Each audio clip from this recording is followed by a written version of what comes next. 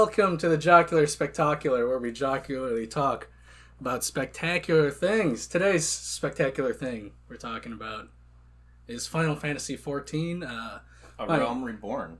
Yes, and all the expansions. Yeah. Just not the initial one. No, not 1.0. No. I'm Walter Mellon, a level 90 Dragoon, a level 57 Red Mage, 60 Dancer, level 60 Dark Knight, 62 White Mage, and a level 60 Monk, but I'm never going to use the Monk again. That's unfortunate. I hear they're fun now. Are they? Yeah. But you don't need to level up 2 DPS or melee DPS classes. True. Because I'm in it for the role quests. So I got my Dragoon up there. Monk. No. Good choices. Done. Good choices. Yeah. I'm Cameron. I'm a level 90 Summoner Scholar. And a lot of other... That's the best. It's just value. Use two classes of 90. You get a healer. It's great. Can't do better than that. No, you can't. It's free. Level 81 Dancer. 70 Paladin. Bunch of other ones I can't remember off the top of my head. 90 for all Disciple of the Hands. I've been busy. I've done none of the Disciple of the Hand stuff. It's fascinating. Is it worthwhile? Because I was trying to level up Blacksmith They all or have whatever. their own stories. I know, They all but have their own story and role quest. It's hilarious. And some of them I was skipping initially, and I was in the Fisherman one, and I got to the point where I had been skipping so many cutscenes, I just got to one. Someone comes up to you and this other NPC you're talking to, she says, "Your brother's hired me to assassinate you."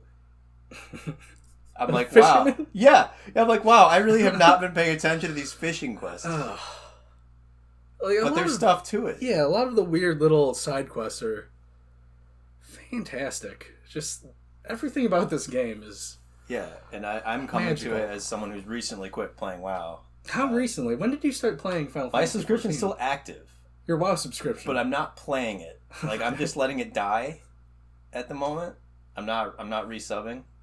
Like, ever again, maybe. I hope. This will be the third time, Third time's a charm. But Yeah. it's, I've had, on and off periods, but, like, ever since I got, an actual job and have a solid schedule, I'm able to, like, get on and play at, like, normal times and raid, like, do mythic raids and stuff, but I don't know. The game just stopped being fun. And then I played this other game, and I'm like, it's not even fair.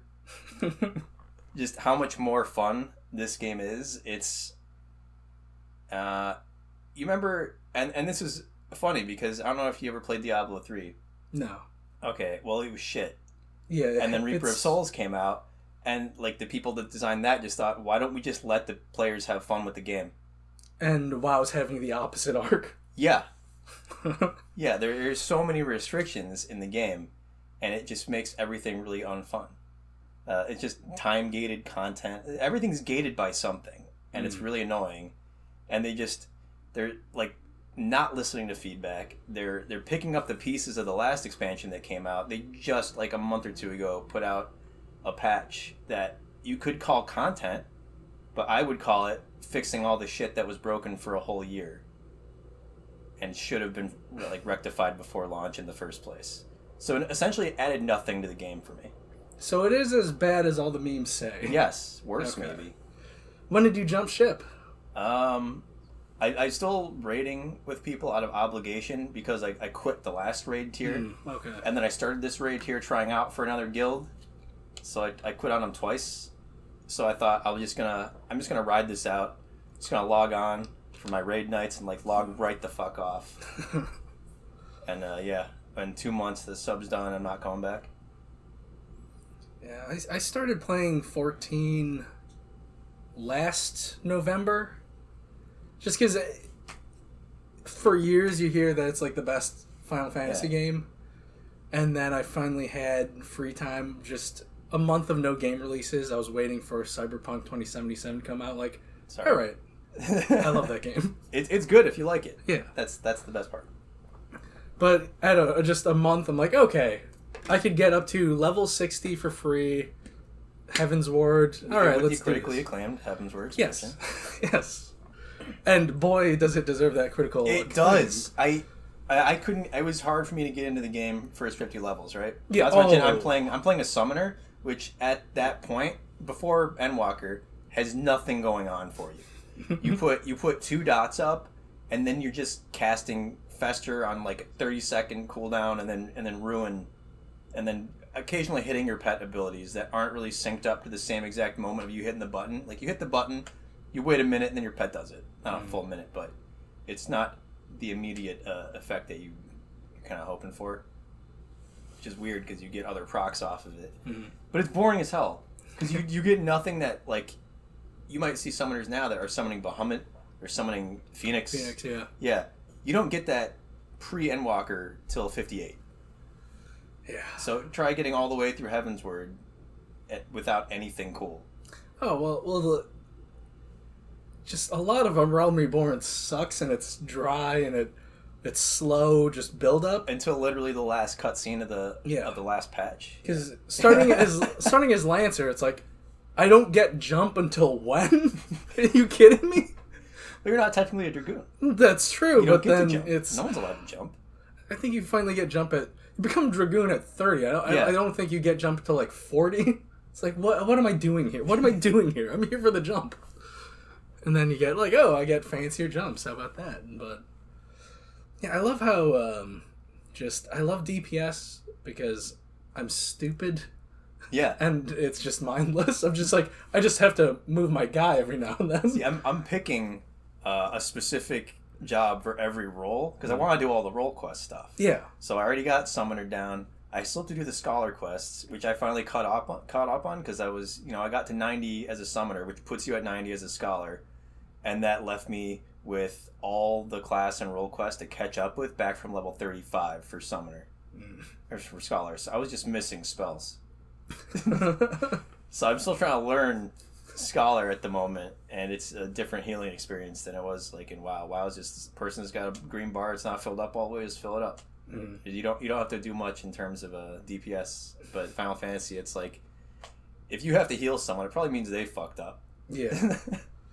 Yeah, just when I was playing Heavensward, the free critically acclaimed expansion, I got my Dark Knight to 60 and White Mage to 60, and then when I was dicking around with White Mage after Shadowbringers, just trying to remember all the stuff a healer has to do. Like, what are these gauges? I got to level 60 and then quit, and then like I have this gauge here that I don't know how it works because I never had to use it because I stopped immediately when I got to max level for Heavensward. You know what when I started playing was a Realm Reborn beta. Really? Yes. Oh my god. Yes. I got maybe 10 levels in, and I was not interested because it didn't have enough of a fast-paced experience for me. And this is a lot of things that people will tell you that they don't understand the game. They're not at the point yet where rotations are fully fleshed out. Yeah. And so they don't understand when they make these criticisms about Final Fantasy XIV being, too slow, is that they're wrong.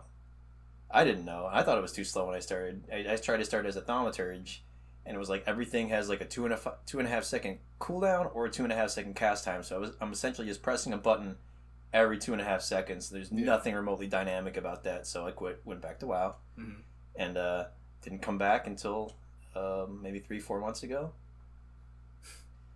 and didn't realize that they have off global cooldowns that you weave into your rotation.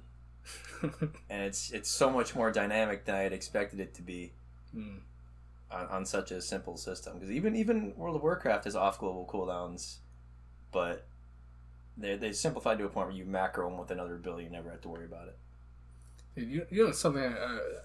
I got on my Red Mage from level 50 to 57. I didn't, because I was just going into the duty roulette and ignoring the Red Mage quest. Oh, that's too bad. They're good. Well, yeah. They're really good. I did the first one when I was at like level 55 and realized like, oh, I have to use that red ability first to lower my cast times. Because initially I thought like... Oh, you were doing the hard cast? Yeah. Oh my god. Red Mage sucks. I have a 3-second cast time? What the fuck is this shit? Yeah. And then, like, oh, I haven't been using... And then maybe you're also looking at it in a weird way, like, oh, this one only gives me white mana and this one only gives me black mana. Why am I not just always casting the one that gives me both and keeps it balanced all the time? I was just... Because I'm playing with controller, and defaultly it puts, like, those basic red mage abilities on, like, the second, like, hotbar for the controller. So I'm like, I didn't scroll to it. I'm just using the... white magic and black magic that's on the first hotbar for the controller. So I'm like... I'm in pain just thinking about that. Oh, it was... I'm like, this red mage can't be this bad, can it? Like, It's not. It's super fun. It's really fun. I love it. It's not bloated with spells, and it's very mobile. Mm-hmm. I don't think it's as mobile as Summoner is now. It's because everything Summoner can do, they can do at instant speed, except for a choice few spells, like 3 spells. And then Ruin, I guess, would be a 4th, but you're almost never casting that. Yeah, I might retire Dragoon and just stick with Red Mage if I have the patience to get Red Mage to 90. Yeah. Because that just... that level grind is tough. Are you doing the Wondrous Tales? No. I just found out about that a couple days ago. Oh, that's the thing. I've been playing pretty hardcore for the last few months, but I'm still discovering other systems in the game that I've been completely missing out on for God knows how long. Because I consider myself a neophyte to this game, and like I was upset because they just removed my like sprout marker. I'm like, no. I need people to think I'm a noob because I still play like a noob. When did you get rid of it? When did they lose it? After Stormblood, I think? Or is it after Heavensward?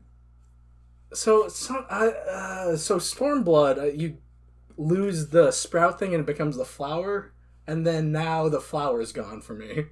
At some point. Some point after Endwalker, I was just doing some duty roulette stuff, and then just like, oh, you're no longer part of the Novice Network. I'm like, no, I'm an idiot. I'm still figuring shit out here. I love being a Sprout, though. It was really good for free commendations. Yeah. Everything you go into, you just say, I've never done this before, then do really well, and then be the last person to leave. Just to get default commendations. Yeah. What a good time. Like, I really... healer. Because I haven't played... I always commend the healer. Always. What? Gotta. Well, tank is very important. I don't commend a healer because I play Red Mage and I play Summoner, the only 2 other DPS that can raise people. Yeah. And I spend most of my time raising healers. Well, the thing is, normally the tank is a hot shot and he leaves immediately after the thing. So it's just like he's already gotten his 2,000 commendations just from leveling. I'm not gonna commend the DPS. We're stupid. I do commend random DPS. I commend random DPS need love too. No. Healers get a good amount. They get enough to where I feel like I can offset it by giving it to a random DPS. I'm just an idiot who dies all the time. Then don't do that. Well, I try not to. Especially don't do it as Red Mage. That's really embarrassing. No, I can't. I have my own heal. Why would I die? It's really good heal too. Summoners have a heal. You just take it off your bar though, because it does nothing. Even as a scholar, you take it off your bar because it sucks. Even as a healer, I've never healed myself yet as a red mage because I'm doing duty roulette stuff and I'm under 60, so it scales down to 50, so I don't have the heal yet. So I'm like, all right, and you don't have the raise either. Yeah. It's like 64, I think. Like I don't need to think about that stuff yet. It's good though. Yeah, because that just means the res is like instant for red mages. Yeah, almost all the time. Use Jolt res. Or also like Surecast and whatever that stuff like Swiftcast. Swiftcast as I only use for heals for resing. For resing. Yeah, exactly. And you can only use it once, but then again I could just jolt and do another instant res. But it's not good for anything else for Red Mage. You can't use it as a DPS advantage because you don't get your instant proc because you specifically need to have a cast time for dual cast. So it's the most pointless DPS ability that they have. Yeah. See, I haven't played that much. I'm still just figuring shit out. Just because I played for a month and got like caught up with Heaven's Word, and then like March of this year, I finally pulled the trigger on Stormblood and Shadowbringers, the complete edition, and then you get a free month. Yeah, And I then, bought them all together for like $20 or something. Yeah, At some insane sale that was just like, Yes. I guess I'm playing sale. this now. Yeah. Look, well, I'm in. I'm fully in. Like, I've got 30 days to catch up to Shadowbringers. Let's see what happens. That's like Hollow Knight value. Yeah. Oh, Hollow Knight was an amazing $15. Yeah, or cheaper. That's the best. I got it for like $12. That's the best $15 I've ever spent. Yeah. That's how I judge all other games now in terms of like how many Hollow Knights is this worth. To be fair, nothing really matches up. It's not a fair description. I have to thank Nick for getting me onto Hollow Knight, just because I don't like platformers. I don't like Metroidvanias, but he said, "My friend, check out Hollow Knight. It does it better than Metroid or Castlevania, I'll be honest." Yeah, I do like it more than any of those games. Yep. But yeah, $20, great value for 3 expansions and the base game. Yes. It's such an amazing value. Yeah, and especially when you're getting all that from, you can't do it now though because they closed it down, but the free trial for the base game through Heavensward was so much content. It was for free. It was a stupid amount of content. And good content after the base game. Yes. Great content.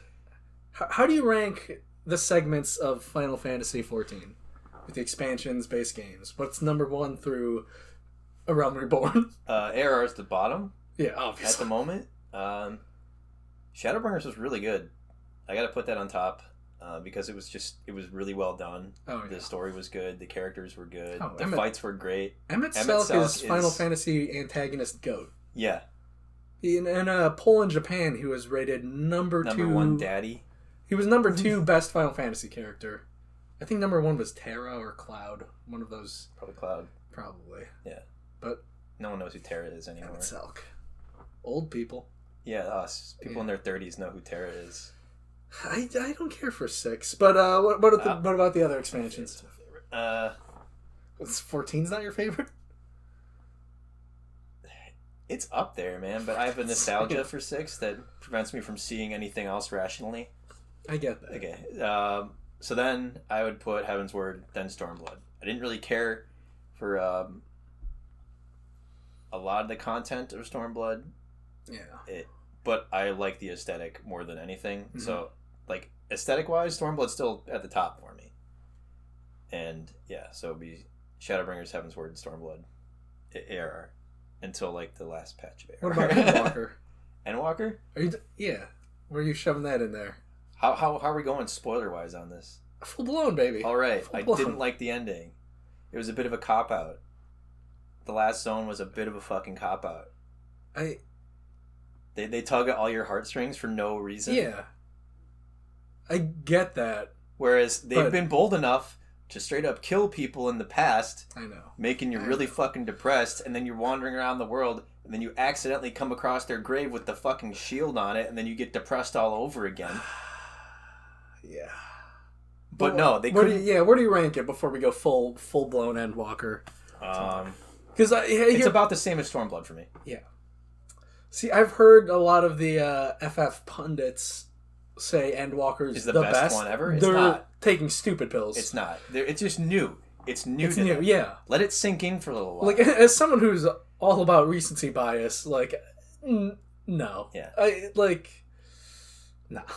For me, it's Heavensward, Shadowbringers, Endwalker, and then Stormblood. Okay, that's fair. But, like, Stormblood and Endwalker are close. Just because, like Kefka, I don't think Xenos is an interesting villain. Yeah, neither was Fandaniel. Yeah, I hate Fandaniel. Yeah, the worst. The worst. And it sucks that he actually used the body of another character that was also just the worst. Yeah. So you hate him twice as much. Which is good. As a wrestling fan, it's something they call cheap heat. Oh yeah, what? I have no idea how that's just spelled. Yeah. But yeah, just that cheap heat of just like, yeah, your town sucks, and like these easy cheap ways of getting people to hate you. Of just that's Fandaniel. Being Asahi was enough. Yeah. I didn't need I want to kill everyone and myself. Okay. Yeah. I guess. I don't really see the motivation for that. Yeah, Even Xenos has a better motivation. And that's not and that's not good. No, he has a shonen anime motivation very of just single-minded. I just want a good fight. Really annoying. Really pissed me off how he showed up at the end. And He's Goku. He has the same motivations as Goku. I just want to have a good fight. Well, he's more like Vegeta because he's a dick and wants a good fight. Yeah. But yeah, I don't. Xenos is not so interesting. that was my worry. Coming out of Shadowbringers with one of the better two different antagonists that were really good, and then going into these patches where it's setting up Xenos again, who already proved himself to not be worth my time. Yeah. And then this other guy who has questionable motivation, but has again already proved himself to not be worth my time. And that's what I have to go into as the main story. And then, twist number 1, that it's Amon from the Allegan Empire. And Amon's just some guy. That was a really cool twist. That was on par with the twist that Ida wasn't Ida. Yeah. So it meant nothing? Yeah. So I hadn't met Ida before, so I've only known you. So this has no bearing on anything that's happened to me. That random guy I fight before Zandy in that rain? Yeah. In that raid? One raid, yeah. Yeah, him? Okay. Yeah. They make Hermes into an interesting character, but they kind of establish that Amon isn't a full-on resurrection of Hermes. He's a clone. The one you fight in the raid's a clone. Oh, okay. Yeah. He's using all that Allegan cloning technology. They got to the end of this story, and then they started picking things from the past that just kind of fit with it. There's Allegan clones, let's use that. There's Eamon. Eamon's a guy. Yeah. Wouldn't that be cool if we got to see his hat again? The Crystal Tower is the raid I paid the least attention to because it was after the main story for Realm Reborn. It's oh, you have to do this to get to Heavensward? I'm like, fuck off. Let's get to there's actually Heavensward. multiple reasons why it's the most important one to do. There's, as much as I love this game, I've only maybe touched 40% of the content in it. I've done almost all of it. As far as I haven't done the second extreme trial yet. I haven't even Endwalker. I haven't even done the Binding Coils of Bahamut. I didn't get to do any Savage raiding. I've done a couple of them. There's some that are just soloable, and then there's others that are difficult. I've done none of the Savage stuff at all, just because my whole motivation playing it previously was just, all right, let's finish the MSQ as quickly as possible. Yeah. And do the Final Fantasy Tactics raid and the Nier raid. Not just Tactics, but also a little bit of 12 in there as well. I hate 12, though. The 12 parts I just kind of... 12 grew on me in a weird way. I don't rank it very high, but I finished it. I'm there for Ramza and Delida. And everyone is. Yeah. No one else is into anything else. Fran's there. You got Fran once or twice. That's about it. Yeah, but then later on, when I finally got to Endwalker, I'm like, oh. When Yoshi P said, here are the raids and the content you should do before going into Endwalker, he mentioned the Coils of Bahamut. I'm like, just based on context clues of the main story quest, I know that they're talking about this raid I didn't do. Yeah. Just I haven't done all of it. I've done the fights that I thought were only necessary. Because you could just do the last one, and then it'll just open up the next 4, and then you do that last one, it opens up the next 4. Oh. Even though I think the second bunch, the last one's not really soloable. It is, but you got to be perfect. That's something I like about catching up with a lot of the 2.0 stuff I missed is you can just do it solo. Yeah. So I love the Shiva equipment just because I love the idea of having these crystal ice weapons. I loved everything about Shiva. Yeah. That was a great. That was the first. That's why Heavensward is number 1 for that me. That wasn't even Heavensward. That was post ARR. Yeah, patch. it's 2.5 or something. Yeah, but that was the first trial where I'm just it just blew me the fuck away. when phase 2 and the music changes. Yep. I'm like, that is... I've never heard like an MMO boss fight with music like this. But they've made a lot of bold choices, and I think that was definitely one of them. Soken gets the credit he deserves. Like, the one blemish he has for me,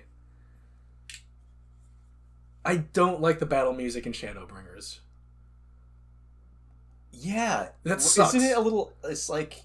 I get it's kind of weird. I mean, just the regular, like, out-in-the-world fighting shit. Yeah. Where just, if you get into combat, it just kind of pops up. Yeah. Yeah. The music sucks. It's kind of out of nowhere, and it's way more intense than it was in previous expansions. I get what they're going for, because it's a battle theme. Yeah, it's a battle theme, and they're trying to go weird to it's so set sudden, you into and like another it doesn't world. fit with any of the other music in the game. Yeah. You're in a zone, all of a sudden the music just drastically changes because you got near a slime or something. Slime? Get the fuck... What is this, Dragon Quest? Get out of here. I am not a Dragon... Are you a Dragon Quest guy? I've never played one. Me neither. I have... I'm not going to give them 11. credit for using slimes and having that be their thing. Everyone uses slimes. It's not original. But as like the mascot guy, I just... With the face. Yeah, I know what you mean. I don't like Toriyama's art style also. Fuck you, Dragon Ball. Fuck you, Dragon Ball. Fuck you, Chrono Trigger. Fuck you, what else does he do? I don't know, I wouldn't fuck you, Chrono Trigger, though. I love that game. I like Cross more. I'm a Cross guy. You seem like it. Yeah. You seem like you would be. Like, hey, I'm cool and edgy. I like Chrono Cross. I don't like the most popular thing. I like the second most popular one in the franchise. The battle system's more interesting in Cross. For an older RPG, Trigger already has an interesting enough battle system. Yeah, but Chrono is more. It's more interesting. The idea of building up charges so you could use... I've never even gotten that far in that game. Ugh. Never had a PlayStation.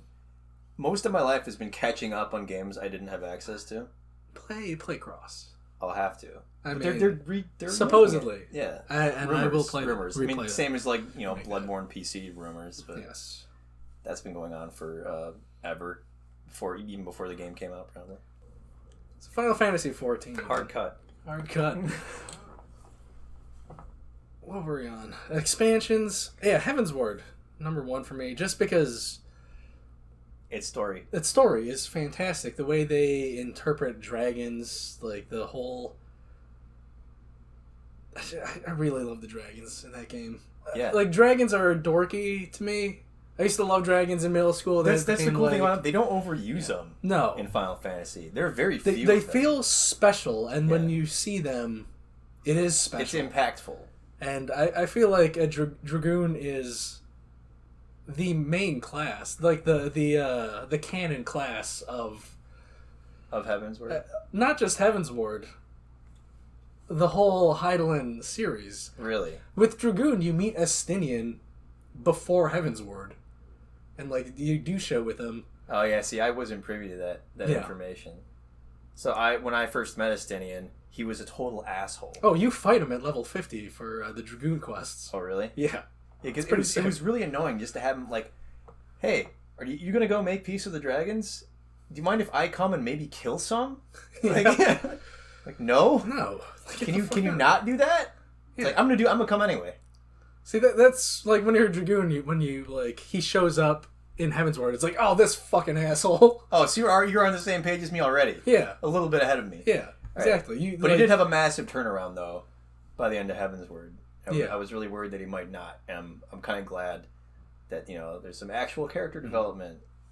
Yeah, and also for the Dragoon quests during Stormblood, you run into Estinian again, and you're just doing fucking dragon shit. Honestly, running into Estinian is one of the best parts of Stormblood. Yeah, it's just, and anytime Estinian shows up, it's just a good time. And also, like for the final battle of Endwalker, you ride a dragon into battle. That's perfect Dragoon, man. It's Xenos. It's Xenos. It's weird. I'm not super happy about riding Xenos. Yeah. I think that makes some fangirls blush, though. Just like, ooh. Is there a fan base for Xenos? Do people like him? Yes, I know one guy. Actually, he might just be like full on contrarians. I don't know. Okay. Does he not watch anime? Because if you watch He anime... does. He does. Okay. And he's not a tired trope to him? I don't know. He's also the kind of guy that's like really into Undertale and Homestuck. Is that saying enough? No, I get it. Okay. Yeah. Another thing about Heaven's Ward is, as a fan of Final Fantasy Tactics, the idea of fighting a church that has been lying to you about its history and manipulating the people, like, oh my god. That just culminating in being just Knights of the Round. Like, you can see it coming. Oh my god. See it coming, but you know you're into it for the ride anyway, and it's just... When it hit me after... I'm like, oh, there's one guy and there's 12 other guys? When it hit me, like, wait a minute. There's one guy, it's... a bunch of knights? You're fighting Knights of the Round! You can find Knights of the Round! Just because they... Prior to that, they even had, like, a round table they all sat at? That didn't click for me until later on, honestly. Because primals aren't the focus of Heaven's Word, so I didn't really think about what primals were, and then, like, towards the end I remembered, like, oh, you're fighting a bunch of summons throughout Final Fantasy XIV, and then, like, I'm gonna fight Knights of the Round. Yeah, and it's awesome. It's weird the way they can just be primals and start to exist from nothing, and then there's the other kind of primals that just kind of people become them. Yeah, and so, like, over the whole course of the expansion, you really do kind of question, like, what actually is a primal. And even further, even at Endwalker. Yeah. Like, you got Zodiark and you got Hydaelyn, which are both technically also primals. But they both had people inside them. Kind of like, the... Elidibus was... With Shiva. Yeah. Say Elidibus and... Elidibus was... Vana. Yeah. I don't think Vana was in... Hydaelyn, though. Vana's The story as I understand it is so the world's going to shit because of stuff they don't know about. Yes. Except Vana knows but does nothing. So is she actually bad? Who knows? Well, that's a whole... that's a whole different thing. What is this, an episode of The Good Place? That includes time travel fuckery. Yeah. So who can even judge? Oh, that's another thing I didn't like about Endwalker. Time travel. Time travel fuckery. I'm like, fucking... This is. That's where it lost me. Goddamn. That end game. When you went to the first, they gave you a really ridiculous explanation of how you could still aetheryte jump here. It totally works, but due to mumbo jumbo bullshit, they never bothered to explain how I can jump to the past in an unsundered world through aetherytes. They never bothered to explain that to me. Not even like a little tiny paragraph. Didn't even have to mean anything. They didn't even try. Yeah. They couldn't come up with that. I'm okay with that. Just like, I don't care what the reason was for it to exist in Shadowbringers. I'm happy with the convenience of it. To overlook whatever excuse they gave for it. They didn't even give me an excuse this time. Yeah. That bothers me a little bit. But... Anyway, as I was saying, so they summoned Zodiark to fix the final days... Bullshit. Elidibus offered himself to be the core for that. Other people got mad about having to continuously sacrifice people for Zodiark. Well, and then it's another faction. They wanted Zodiark to bring back the people who were sacrificed, even though that wasn't possible since their sacrifices what powered him. And then they wanted to sacrifice more people. So there were like 3 sacrifices. So the initial sacrifice was to stop the final days. The second sacrifice was to fix things because, their world got pretty fucked up. Yeah.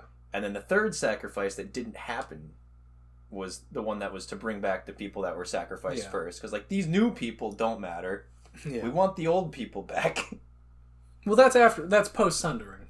Yes. Okay, I thought you were talking about... No, that's pre-sundering. And this is before that could have happened, the sundering happened. Yeah, when Hydaelyn drop-kicked...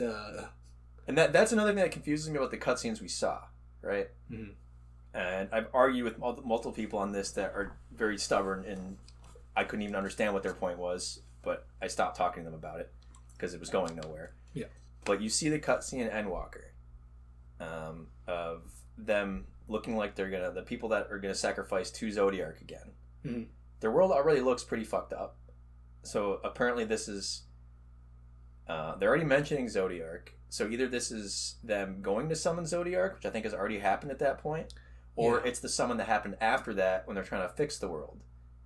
Because Vana is still Vana at this point. Correct? Like, she still just looks like Vana. Yeah. She doesn't look like Hydaelyn. No. She looks like Vana. So she hasn't become Hydaelyn yet. No. And then she just summons that big-ass blue beam of light. So is that her becoming Hydaelyn, or is that the Sundering happening? That's her summoning Hydaelyn.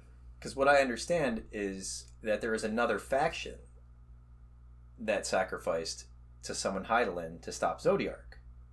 And Vana gave herself to be like the core for Hydaelyn. So what also could have happened... I don't think that group there was the faction that was pro-Hydaelyn. They were not. No, because those guys... She was clearly trying to stop that. Was just representative. And I don't know if what she was doing in that moment was becoming Hydaelyn. No, I think she was going to just sword those people in half to stop them. I've had people say that was the moment of the Sundering. No. Which doesn't make sense to me, because she didn't look like Hydaelyn. No, that wasn't the Sundering. The Sundering happened when the dropkick happened and Zodiark got split in half. Yeah. 14. Yeah, that's the Sundering. He got split in 14. Yeah. Yeah, no, that's pre-summoning of... Yeah, that's what I thought. But someone else told me, like, oh no, she is Hydaelyn. No. And I'm not disagreeing that at some point her and Hydaelyn are almost the same. The cutscene when you see her, like, walking and, like, getting all bloody, that's the representation of her walking to the path to becoming Hydaelyn. Yes. That's the visual representation of that scene in that. But I was also under the impression that there are other people involved, because there was like a whole Hydaelyn they mentioned that in the... And they were nowhere to be seen. No. But what also I think could be is that this is time travel fuckery. No. Now that you've gone and made Vana aware of all these happenings... She's okay. She might be starting these events sooner than she originally did. Maybe. Because... Like, they don't go through all of these sacrifices... And she maybe stops after, like, the first one. And Hydaelyn, at that point... Well, Vana knows that humanity will persist even after summoning Hydaelyn and sundering everything. Yeah. But she knows she has to do it. Yeah. And so it doesn't really matter when she does it. She could do it sooner rather than later. This is why Endwalker is not the best, because we're in time travel fucking... fuckery. Time travel fuckery. Time travel is stupid. I hate time travel. Like, as much as I like... Avengers Endgame, when it became obvious that, like, time travel, you horse's ass. That's the easy way out. I've enjoyed time travel in 2 games, and that's Chrono Trigger and Radiant Historia, which is a not bad game. If you're craving some kind of Chrono Trigger-ish story, Radiant Historia is pretty good. I don't have a 3DS anymore. It's a shame. I do have a DS, though. It's also a hard game to find anyway. Yeah. Time travel... fuckery. The power of friendship wins. Yeah. You know what? I wish Thancred died. I'll say it. Yeah. Him or Urianger are the only ones that don't have a lot left for them. Yeah. Urianger, I think, had more because he had all the rabbit people. And also the thing with Thancred is he'll do anything to make sure Reen lives. Yeah. So and he's already lost Minfilia. Yeah. He's lost so much. He became like he went from being a rogue to being a gunbreaker. So he obviously has some streak of like being a protectionist about him. So him sacrificing himself first made the biggest sense to me. But I feel like there at least one person should not have come back, and I think it should have been him, and then it would have been a little more emotionally impactful. But also, I don't know if it would have been emotionally impactful because it's just Thancred. just Thancred. I like Thancred, but in comparison with the rest of the Scions, I gotta say he doesn't rank as high for me. Something I love about Final Fantasy XIV is the way they'll mix gameplay elements with storytelling, of just Thancred becoming like a father figure and then he becomes a tank in game. Yeah. Like, oh yeah, he's protecting Reen. That makes sense. And then also being the tank, he's the one who's able to resist Medion's fuckery towards the end. I'm like, Yeah. yeah, that's what a tank should do. He doesn't need to Front breathe. He can't even use magic. I know. And he lives anyway.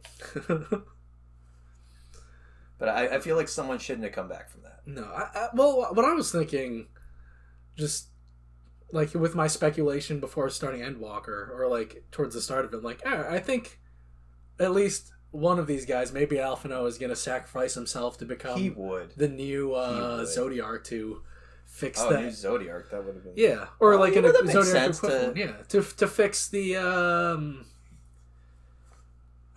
what do you call that? The ozone. Ozone, yeah. The magic ozone. The magic ozone. That's what this... Yeah, that's the whole thing of the game, is just like... Zodiark's people are turning into monsters because of those UVBs. Exactly. The thing about Endwalker is it is straight up Tengen Toppa Gurren Lagann, the game. It was, and I was amazed at every step of the way how much it was that. Drilling upwards. We're going to the moon. Going to the moon. Okay. We're on the moon. Hey, we're at the moon. Guess what? The moon's a spaceship, and we're going to take that to something else. Yeah, and then, like, yeah, we're fuck Earth, we're leaving, and then you have to be Simon and be like, hey, fuck that, I'm going to punch you in the face, we're not leaving Earth. And then you just keep going further in space to fight faceless sociopaths at the edge of space. And then they even throw planets at you towards the end. Yeah. Yeah. But yeah, like I mentioned in my Facebook comment, Dragoon, the level 88 gear is a spear with a drill at the end. I'm very happy for that. Yeah. It's... All I get is a book. I barely ever get to see it. It's just a book. Yeah. I also can't see it because there's a giant fucking earth elemental that pops up in front of me all the time. So I can never see myself. Yeah. Endwalker. I also... Another why Endwalker just... I feel like we're shitting on Endwalker. We love it. I loved it. It was fun. It's just... I don't think it was the best. No, it's not the best. If I had to rate it, I think they'd all be in the high 80s to 90s. Yeah. But like, Endwalker would be in the 80s. Just also, as soon as you meet Medion, it's like, oh, she gonna be the final boss. Yeah, like, oh, this is it. Okay. This is what it all culminates to. Yeah, just this character I just met a couple hours ago. It was like a Mass Effect 3 ending. It was like all this stuff from 4 different games is nothing. Yeah, I mean, it matters to me, but in the grand scheme of things, in the what they were hailing as the final confrontation between Zodiark and Hydaelyn, we got that. They swerve. finished that way earlier than I expected. Yeah, and I thought they were like, okay, you have this out of the way at maybe a third through 83, 84. Yeah, like you're already done with Zodiark. And then it builds up to something greater, but it's not. It didn't meet the expectations. In terms of the power... You know what the problem was? They made all the other expansions too good. That's true. That is true. I mean... I had high expectations based on the stuff that I had played in the last few months. Despite Heaven's Ward being my favorite non-tactics Final Fantasy thing, the build-up to Emmett Selk in the Hades boss fight is fucking awesome. It was He's the phenomenal. best I didn't care for the Elidibus. That was a little confusing. The whole Elidibus thing. 5.3 is the best. It was good. Boss. It's the coolest boss fight. Confusing how he's just like, I'm the warrior of light now, despite having been a part of Zodiark. Yeah, it's like a. Or was it him? Or was it like no? Because there was like the original Elidibus, and he's a different Elidibus because they all just they all assume the same name. And they take that. It's like a title, yeah, because he's not the real Elidibus. So I don't know if he was actually the one that was in Zodiark. Yeah, so the Elidibus we're fighting, that you fight, is the next one. Yeah, right? It's the original Elidibus' will channeled into Zardiar, given new form, and then just that bit of Emmett Selk being like, "Hey man, I'm gonna help him end you because you're just alone and you don't even remember who you are anymore." Yeah. So, it's beautiful. Honestly, I think that was the best part of Endwalker, was getting to see Emmett Selk again. Oh, yeah. And then little thoughty Hythlodaeus. Oh, yeah. He's... massive twink. Yeah.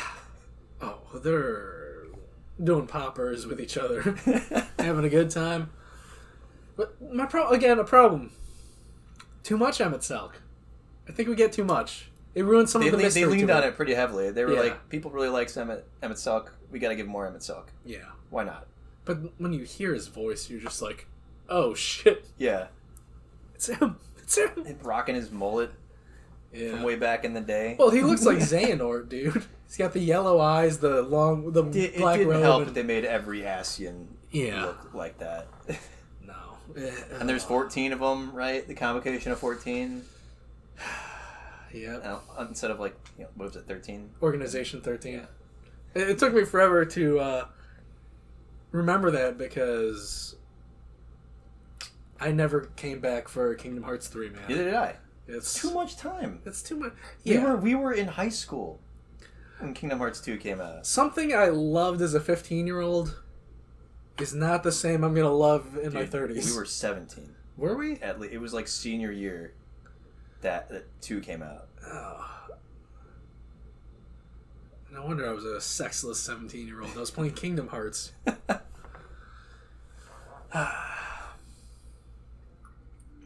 Did you check out any of the new classes for Endwalker? Sage or Reaper. Reaper. Yeah, I played Reaper. Is that fun? Reaper. Is that cool? It's pretty fun. Okay. Give it a shot. It's got some positionals that are a pain, but that's why I don't play Monk anymore. I don't want to think. They fixed that. That's one of the things they fixed. They're not as big a problem. Okay. I think it's a bigger problem for Reaper than it is for Monk, because I think Monk has more of a detriment to not doing your positionals properly than Reaper does. Or maybe it's the other way around. Reaper is more of a detriment to not doing it properly, but you get an ability called True North that makes none of it matter for 15 seconds. Yeah. Like all DPS have that, though. Yeah. Which, that's too much thinking. That's why I love Dragoon. Am I standing behind him? Cool. I'm good.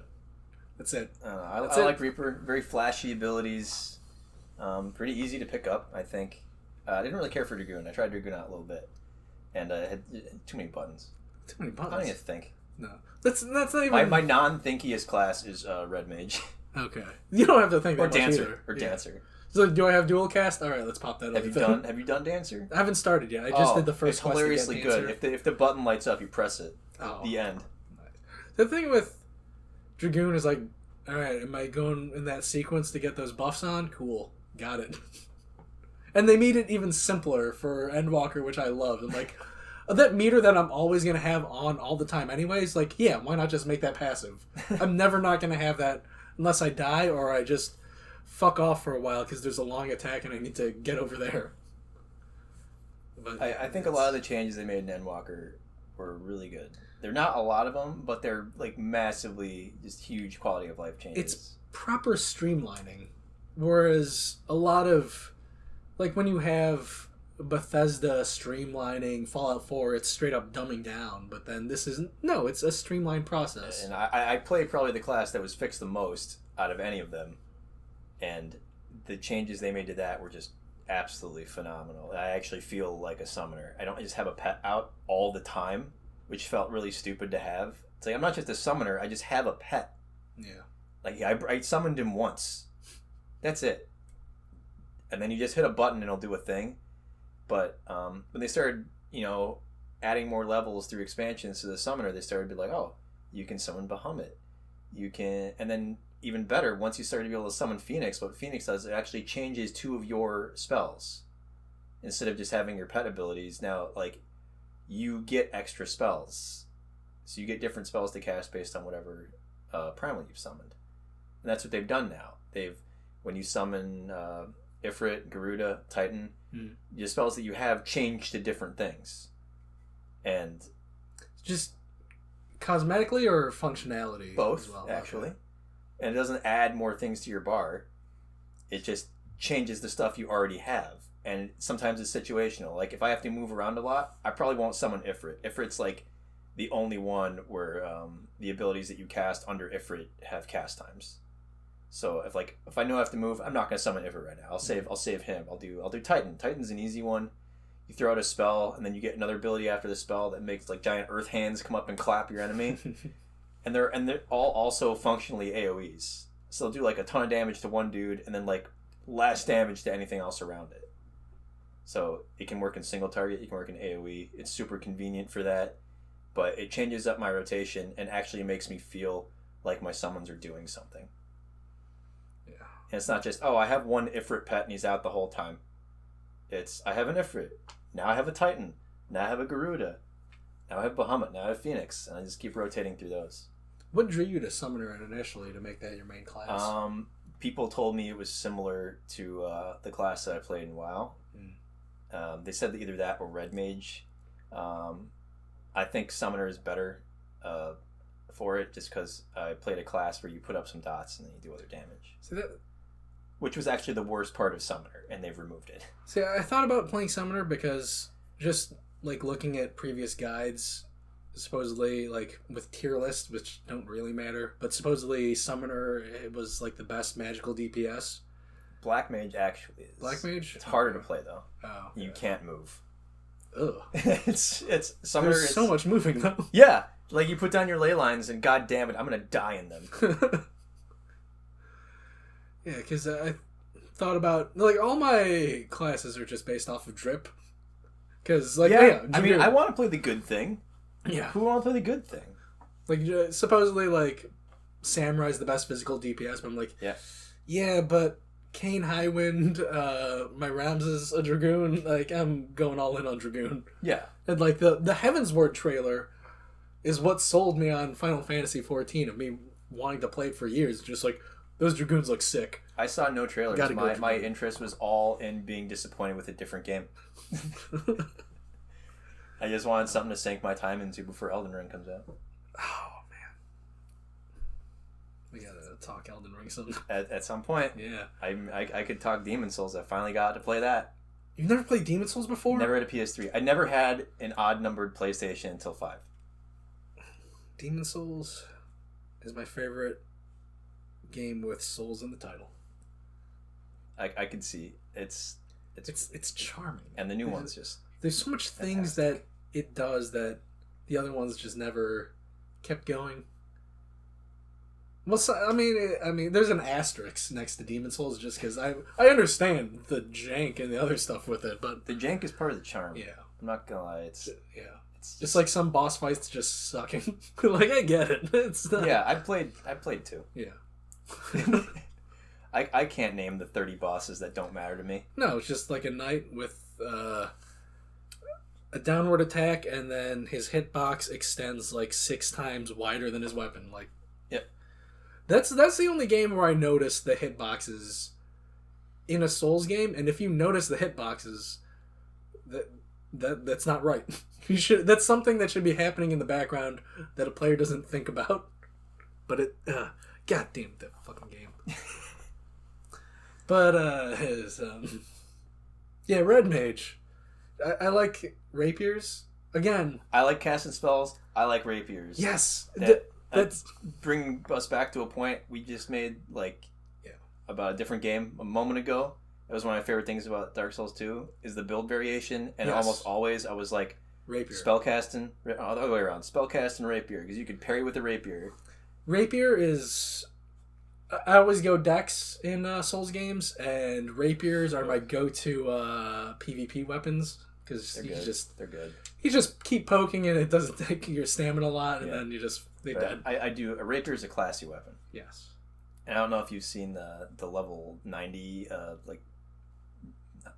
the ones you get for free. Yeah, the level 90. Have you seen the rapier for that? I don't like the egg. The egg. Egg's it looks weird, like an egg. But the rapier.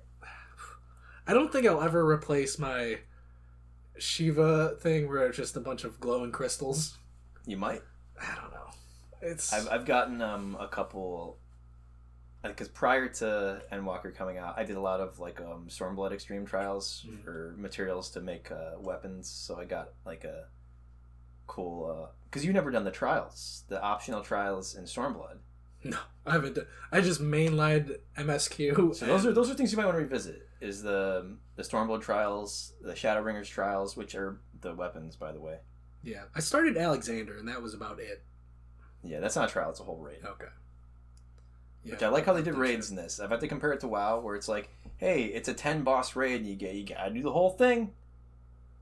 You got to clear it 4 times if you ever want to skip to the second to last boss after the first boss. You still always have to do that one, even though you've done the first boss fucking forever. Yeah, because I've always heard about that shit with just MMOs, and then 14's the only MMO I've played where I've engaged with higher level content. Yeah. So I'm like, why are people always talking about like raids being such a time commitment and like, having to schedule that shit? And most of the time raids are on like a set lockout. They're like a week. What? Why? You have 1 week to clear everything in here. You can't do it multiple times. Once the boss is dead for the week, it's done. I don't. Why? Why do that to people? It's terrible. So it's I mean, I get feeling. it. So they're on that like, treadmill for the subscription. Yeah, but, yeah. That's what it is. Just Activision Blizzard just tries to bleed every second out of you. Like every second to them seems like it matters that you spend in the game. Yeah. It's obnoxious how much you can tell that's what they're going for. Because like, they started it way back in like Mists of Pandaria, which is like several expansions ago, where it's like, hey, sometimes your gear can roll to a higher item level, and we're like, okay. Some people were, like doomsayers about it, and they were right because it got progressively worse from there. It's like, oh, sometimes they roll with gem sockets on them by absolute chance. Sometimes they can be not because the raid items when they started, it's like, oh, it's like a set number. It's like 6 more item levels and nothing more. And then you get to the Legion expansion. It's like, oh yeah, they can go up in increments of 5 up to God knows how many. So you can be doing the hardest content in the game, and you just be unlucky as shit. If you get lucky enough to get an item you want, doesn't roll any higher than that. Some piece of shit way beneath you is doing like the easiest looking for raid, like 3 tiers down from what you're doing.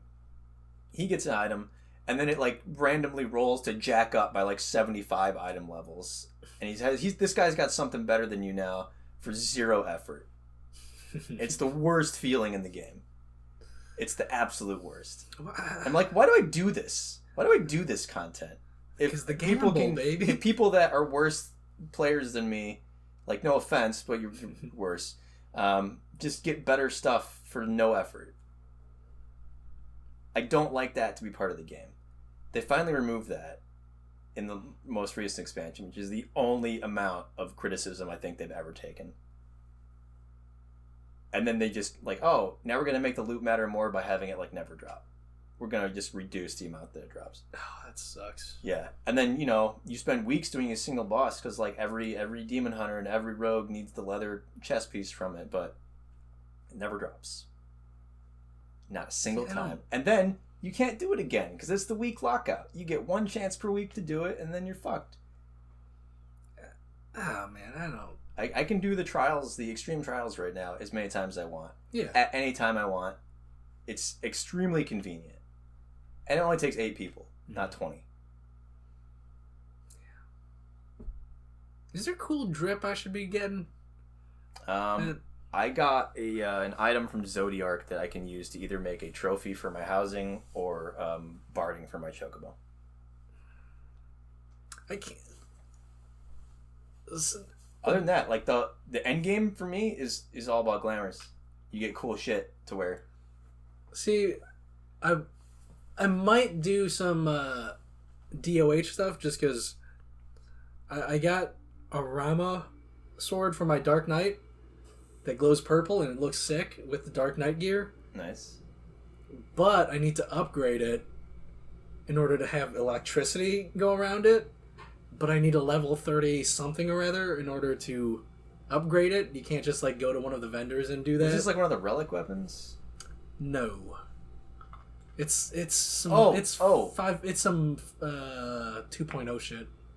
I don't know. I like the idea of having Rama. That's what you're trying to say. Rama Yeah. weapon. Okay, yeah. That's kind of similar. So every primal that you fight, if you fight the extreme version of it, they can drop items that you use to craft the weapons that have the same models but have other particle effects. Yeah. And that's the thing I did with the Stormblood trials. Like they had the Byakuo weapon. So I have a book that I have actually 2 books from Stormblood trials. That one was the what's her name? The last trial in Stormblood, the patches. Tsukiyomi. Yes. So I have hers. It's like... Oh, Yotsuyu. Yeah. Unfortunate. Yeah. But it's like, it looks like a regular book, but it opens up, and then like 2 more parts pop out, so it looks like a folding screen. And then it also has like a nice moon effect on the inside of the book, and it glows kind of like reddish pink. If you don't get the one like that, it's just normal book, just the folding screen. Yeah. But it looks cool, and it's very weeby, and I like it.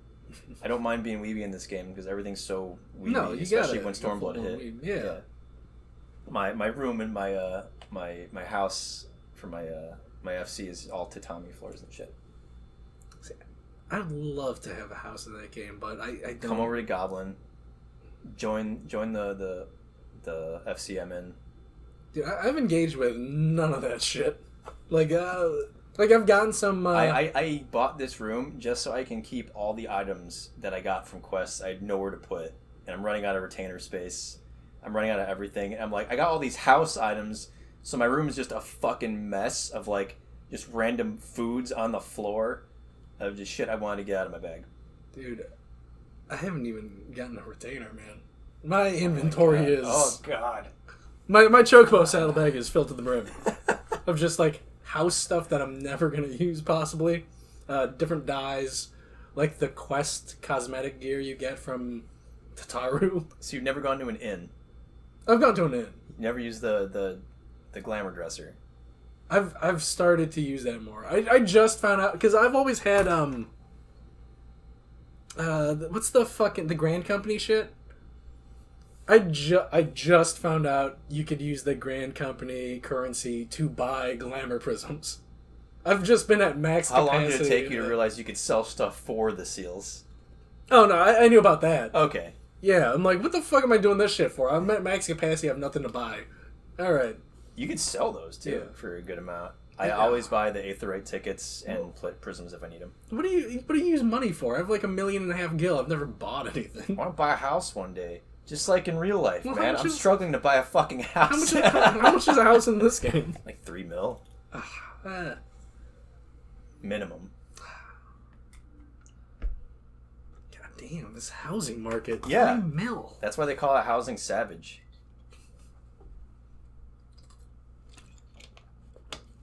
Memes don't exist without reason. Yeah. And some shouldn't exist. Yeah, you do some of the old trials, and you can do those desynced. Get some really cool. Well, I have weapons. the materials. Oh, then you need to get the. I just need You're to get. you're I on just my- need to you're get a on my level 30 server. blacksmith, man. Which I don't want to. I don't think it's 30. I think it's 50. For the Rama stuff, it's 30. That's I weird. looked it up. That's really odd. I think it's 30. I gotta. It doesn't make any sense because it's endgame stuff. It should be 50. For the Leviathan and Shiva gear, you could take that to one of the Rowena's people and you just upgrade them. But then for fucking... But those still don't have the effects. They do. They do? Yeah. Huh. I have to upgrade my true ice spear to Shiva's It diamond does spear. confuse me the way they have things all laid out like that. But yeah, it looks cool still with the purple glow. It just doesn't have the lightning. You gotta have the lightning. Yeah, it's kind of lame. You know what I thought was really cool actually was the what was the first trial? The bug guy with the swords. Susano? Well, No, this is from Heavensward. bug guy. The one There's he an sail R? fights in the cutscene? Yeah. He's got like the red and blue glowing weapons. Does he have like a giant sword he tries to bash into you? No, he's got like 4 arms with swords. I think it's I mean, Susano. compared to you, he's big, so yes. Yeah. They're all big. Yeah. Except for Shiva. You know which one I'm talking about. Yeah. But that's a really cool Dark Knight weapon. And I think when they're sheathed, they are blue, and then when you pull them out, they like turn a little red with some blue still down at like the hilt. For Dark Knights, it looks really cool. That sounds cool, man. And that's a soloable boss for a red mage. Yeah, I realize that the thing I care most about ongoing games is the drip and hunting for skins. Yep. Like, I gotta play Overwatch this month because new winter skins. Gotta grind away at that. Still doing that? Oh yeah, hell yeah, dude! Every season, I'm back in. I remember like, oh, this game is fun to play. Part of the reason I quit was I don't want to give these people money anymore. I've never bought a loot box. So I just wait for the next year when it's only 1,000 gold. And I also don't want to like marginally increase like my time played. No. I don't want to give them a metric. It's the best, man. I know they're going to use any numbers they can to make it look good for them. Like that, this guy's getting on every week. He's playing for 40 minutes, but they leave out the 40 minutes thing. Dude, I also the other ongoing game I have installed is I have way more than I thought I did. Marvel's Avengers, that piece of shit game. Really? I have 100 hours into it. Jesus. But Kate Bishop is one of my favorite Marvel characters, hands down. So I'm like, well, I have to get that character pass to level 100 to unlock the skin I want. Then that I will do. See, I don't like putting my time in too many other games. That's why I wait for a new FromSoft game every year, and then I play like an MMO for the most part because it's very rewarding for people that have ADHD. It sets very very specific goals, shows you how to attain them, and then you just go and do that. Yeah. So it keeps my brain occupied. It's just in the past couple of years I've gotten I just listen to podcasts, so it's like, all right, I could just grind away while listening to a podcast because I'm gonna just sit and do nothing while listening to these podcasts. Yeah. No, I gotta do something, so I'll just play Call of Duty Warzone. It has some fun skins. Got my first solo victory on the new map the other day. I saw that post. Yeah. Congratulations. You a battle royale guy? No. I know a guy that just made a battle royale version of Scrabble. Oh. It's gotten some acclaim. Nice. Yeah. I imagine the board is significantly larger. It is, and it closes in over time. And the whole point is you put down words, right, with the tiles you have, and then with every word you make is your new position. Okay. So you're just moving yourself based on the words you've made across the board. And if you make a word across someone else's position, you kill them. That's sick. It's the simplest thing. And I never thought a year ago someone could have told me I'm making a battle royale Scrabble. Yeah. I'm maybe I'd imagine it as Tetris 99 or whatever, but it works. I'm no, this is way more interactive and it's really cool. But the genre works. Yeah. In other flavors, man. That's cool. Is it on mobile, Steam? Steam. Okay. I think it's actually in early access right now for free. Dude, I might have to check that out. You're gonna have to check it out. Oh hell yeah, dude! Battle royales are just so fun. It's rewarding when you beat 149 other people. Play them. I'm never interested in playing them. I was playing some Fortnite with people when it first came out, and then I got really tired of it. Within 2 hours, so I stopped playing. Yeah, it upsets me that Fortnite is huge, the best supported battle royale in terms of updating the map, updating content, and some of the skins have made me want to don't I want to check out Fortnite just for that? No. It's not worth it. I've thought about it though. They've made me think about it. I don't even give it a thought. I think I actually got banned. COVID. Great. Fantastic. No, but it's the battle royale I hate playing most just because the shooting doesn't feel that satisfying. Everyone you play is 9. Yeah. Yeah, PUBG I thought was really interesting when that came out. Yeah. I like watching them though. It's always fun to watch. But the reason I like Warzone is just it's dumber than PUBG. It's a little simpler. Again, Endwalker, not adding buttons to your bars. It's streamlined in a way that's not dumbed down. You're still going through the same decision making of whatever. You're just I have fewer buttons now than I did before. Which is great. Or maybe I have more. I think it might even be about the same for the ones that I remove with the dots and everything. Mm-hmm. But I feel like I'm pressing different buttons more often. And I think that's what I was looking for.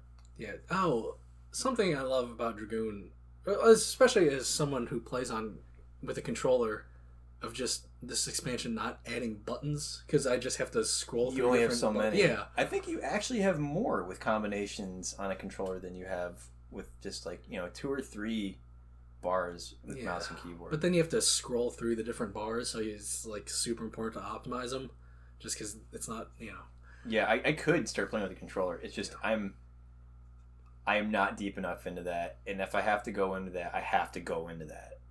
So I don't think I'll ever be going into controller play. It's something. Like, I've thought about doing switching a mouse and keyboard, but I'm like, I already have the muscle memory down of just like. And I have mine. Through.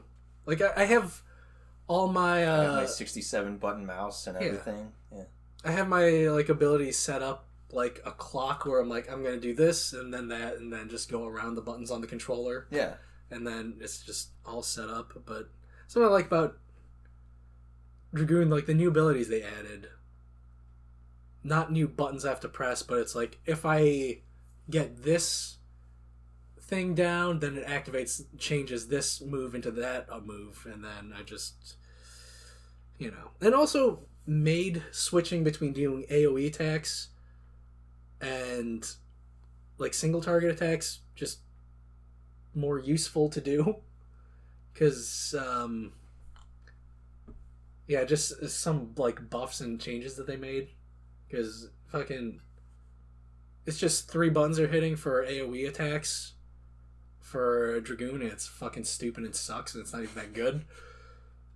But by doing some stuff with single target rotation, you could buff your like first attack in your AoE sequence, and then you could switch between the two and just keep a buff going. Oh, okay. Rather than just being, all right, well, I'm gonna just fucking do this shitty 3-button rotation. Yeah, I think they have improved AoEs for a couple of. I know they have for Red Mage.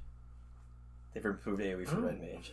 Before it was just the 3 spells you'd cast the most is like your Jolt, your Ver Thunder, and your Ver Arrow. Yes. So they just they have just AoE versions of those. Yeah.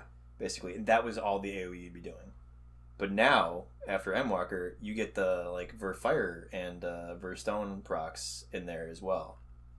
Like you can actually get those procs which you weren't able to get before. Okay. A little more dynamic AoE rotation for you. Since I'm at 57, I'm not. Oh, you got nothing. Right? Yeah, I got terrible job. It's like Dragoon. Before So that's what I hate about doing old content and scaling down. It's like, there goes all my everything. Yeah. Just. So I remember like going to like Shadowbringers with a level 80 Dragoon, and then just going the duty roulette. I'm like, oh, this sucks. You ever done Palace of the Dead? No. So you start at level 1, and you work your way. Like you gain levels through very fast. I think it's kind of roguelike-y, I guess. You just try and go as far as you can. Yeah. It usually just goes in like floors and increments of 10, and if you start. Because I know, you start Red Mage at 50 normally, but in Palace of the Dead, when you start at 1, you don't even have Jolt. I think you just have the first part of the Rapier combo. Oh my god. That sounds pain. Like, for the duty roulette, I've been skipping, like, the dungeon leveling one, just because, like, I don't want to be bumped down to level 16 as a Red Mage. You should do it at least once. That suck. Once per day. If you're going to be doing it. Do it one time and then don't touch it again. But no. Ton of experience. I'd rather than get that experience buff from doing the first time, I'll just keep doing like Alliance raid one. Then I could get some stupid Crystal Tower gear that you won't use. Well, for the drip, I have like this. I have this dark. Well, it's not. It doesn't look that good unless you're a bard dancer or the other thing. I have Dark Knight armor that kind of looks like the classic Warrior of Light. You get Eamon's armor. Yeah, you can get that. I mean, I don't like how it looks. I think it's ugly as shit, and that's why I would wear it. Stand out a little more. Now you will. Everyone's going to be wearing Eamon hats now. I know. Dude, I forgot Eamon was even a character until well, not counting the Endwalker MSQ, but like redoing duty roulettes and seeing him like, oh yeah, he was a guy earlier in the game. I remembered because I'd already done it like a handful of times, and I'm like, that hat is hideous. I want one. Yeah. I like how when you fight him later in the dungeon, it's like that form of Eamon being turned into a manta ray. Yeah. Which I thought was cool, because it kind of ties in with the visual design of that same raid line where you fight when you fight Cloud of Darkness later on. Also, it resembled Hades a little bit to me, Yeah. just with how wide I dug that. he became. Just the visual design team in that game. I love it. Yeah. Like, I something that I don't like about WoW and Diablo 3, I don't like how the armors look with the giant pauldrons and the that's a very cartooniness. Blizzard thing. But what I don't like about that particular thing is that if it's not gear from a raid, it looks like shit. It's like they had the art team design all the raid gear, and then they just gave it to everything else to, like, interns. And it just looks absolutely terrible. And, like, no one who transmogs their gear to look a certain way uses those pieces of gear because they look like shit. They look like fucking, like, a twill robe or some garbage. But in Final Fantasy XIV, everything from level 1 to level 90 looks good. Yeah. It doesn't have to be from anything. They all just look good. Like, my main transmog gear is just like the shitty level, like 7, not like shitty because it's not high end gear, but like the basic level 78 Dragoon gear. I'm like, I love those pieces. I'm just gonna wear them. Yeah. And like transmog like my higher all level shit Dragoons into do it. that. Every Dragoon looks like a Stinian. Yeah. Basically. Well, I don't use that. Like, I don't use the special relic armor, just because I use that for special occasions. Oh, like yeah? if I'm like, oh, this boss fight's impactful, I'm going to go to the I'm gonna put on the Heaven's Ward relic armor on. I bought one from the store. I bought a set from the store, Oh. and I don't feel bad about it. I've been thinking about buying Ishtola's Stormblood armor. I love the way it looks, man. It's really good. It's so good. I'm glad. Stormblood? You mean Shadowbringers? No, Stormblood, the white armor. Oh, you're right. Yeah. Yeah, her travel gear. And again, That touching wouldn't last about long, actually. the smart visual design, like when you go to Charlian, like, oh, like the regular Charlian guys look like that because they're from Charlian. Yeah. Like, that's awesome. Except for Kryl, who has Fucking cat ears on her hood for whatever Yeah. reason. That look like they're Because- even hastily sewn on, which is the best part. Because is that what Cry looks like when she's a white mage in 5, right? One don't of those remember. have.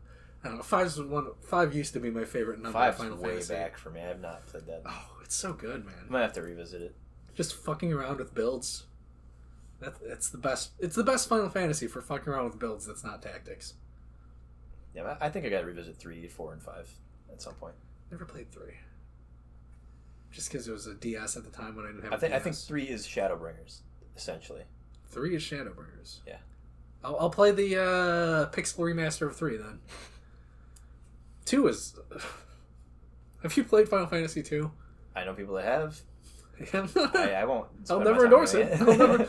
I've played it for at most 3 hours. I'm like, no, this is the first Final Fantasy I'm not gonna strive to beat. See, my favorite thing about this game being as accessible as it is that it has something for like everyone. I can't even tell you the number of people that I've gotten interested in the game by just telling them that it has triple triad. Triple Triad is a magical game. Yeah. When it was It's for some reason is a huge selling point for people. I could be like, it comes with the Heaven's Word expansion for free, and you can play all the way through that really good content, and then they won't give a shit. And I'd be like, it has triple triad. And be like, I'm sorry, what? Dude, I a couple of years ago, I replayed Final Fantasy VIII. It holds up with how stupid it is, but also how cool it is. Like, everything you remember about him, like, yeah. This junction system is kind of stupid. Some of these characters are dumb as shit, but it still feels good to play.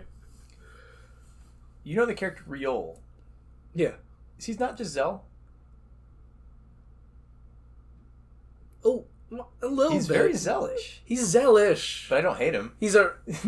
Yeah. Because he's useful. Yeah. He's useful as a rogue to the Scions of the Seventh Dawns. And also, like, he's kind of, like, got a Cockney accent. Whereas everyone does. Well, his is thicker. I remember. Like for the anyone from Limsa does. Yeah, they all have Cockney That's accents, true. despite their names all being like Welsh. Well, they're a bunch of sheepshaggers. The Welsh, probably the Limsons too. Where's your star? Are you Limson? Yeah. Oh, fucking Maelstrom all the way, dude. Yeah. Hell yeah. That's Maelstrom by choice. Limson not by choice because that's just where the Arcanists were. Because Lancer I started in Gridania, but as soon as when I went to Limsa, I'm like, fuck Gridania.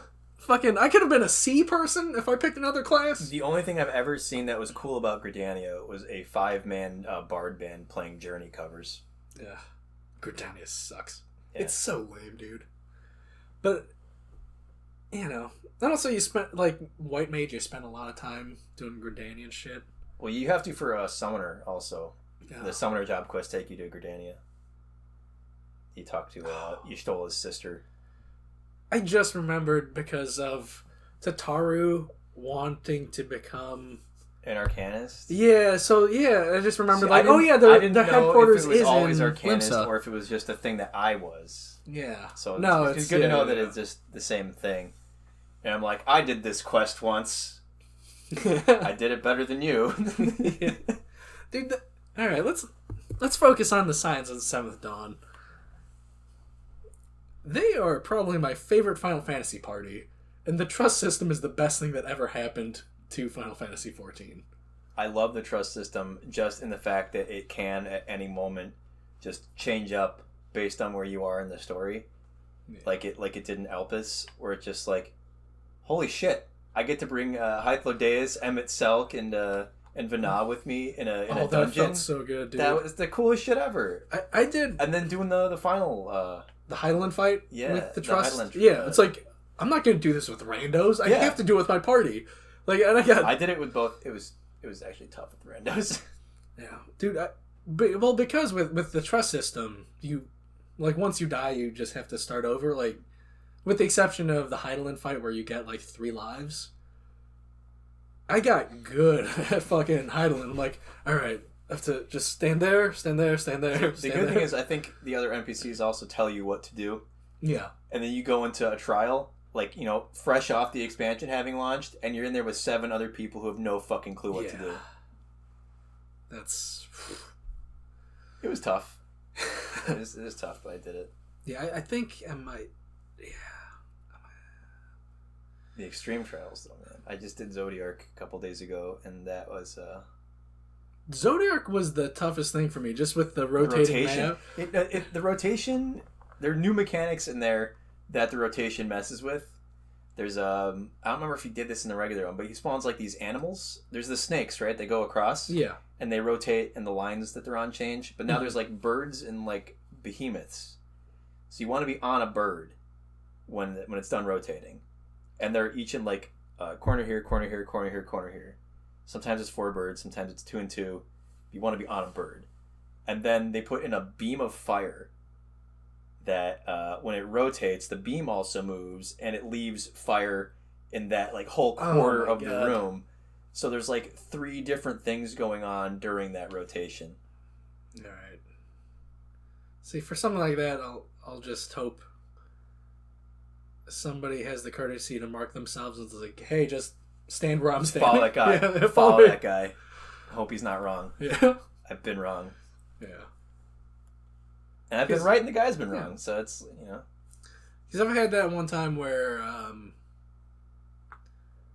it was the tank who knew where to stand, but then for sometimes it's just like, don't stand where I'm standing. Yeah. But then, like, he can't type fast enough, so just like, hey, don't get away from me. Yeah. Yeah. But yeah, having Scions in a trial was really cool. Yeah, it feels so good, man. I like Alphino and Alice. I like Alice more. Of course. Red of course Alphino. You like her more. She's the rough and tumble friend. Yeah. And Alphino's your... Because I'm so attached to Alphino after Heavensward. Oh, right? Yeah, for sure. But then I do Stormblood and I become attached to Alice, and it's like, damn it. Yeah. Alice, She's the one I picked for the one to come to my room in Endwalker. Not for any. She's 16, so not for any like it's weird legal reasons. We're friends. Yours, yeah? We're good friends, Good and friends, I don't yeah. fuck the other scions. So Ishtola's my waifu, bro. Mommy, your mom. I loved that. If you ever did, you watch the open letter that Yoshi P did when they announced they were pushing it back 2 weeks. I caught parts of it. The producer letter before that one I watched in full. Okay, well they're so long. They're very long. I was watching it live, and I was watching him visibly cry, which we can talk about that later. But we're definitely gonna talk about Yoshi P.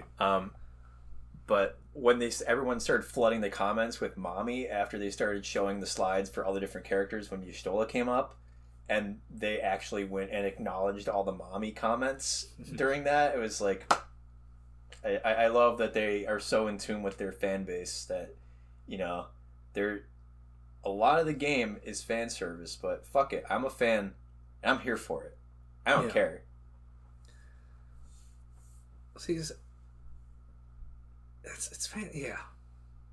It's 100% fan service. Yes, and I don't mind it. I was gonna say like an issue I have with the new Spider-Man movie. Maybe a little too much fan service, and I'll just leave it at that because spoilies. I can kind of see that coming. I haven't seen it yet, but like based on the trailer, I see it coming. Yeah, I'm ready for it.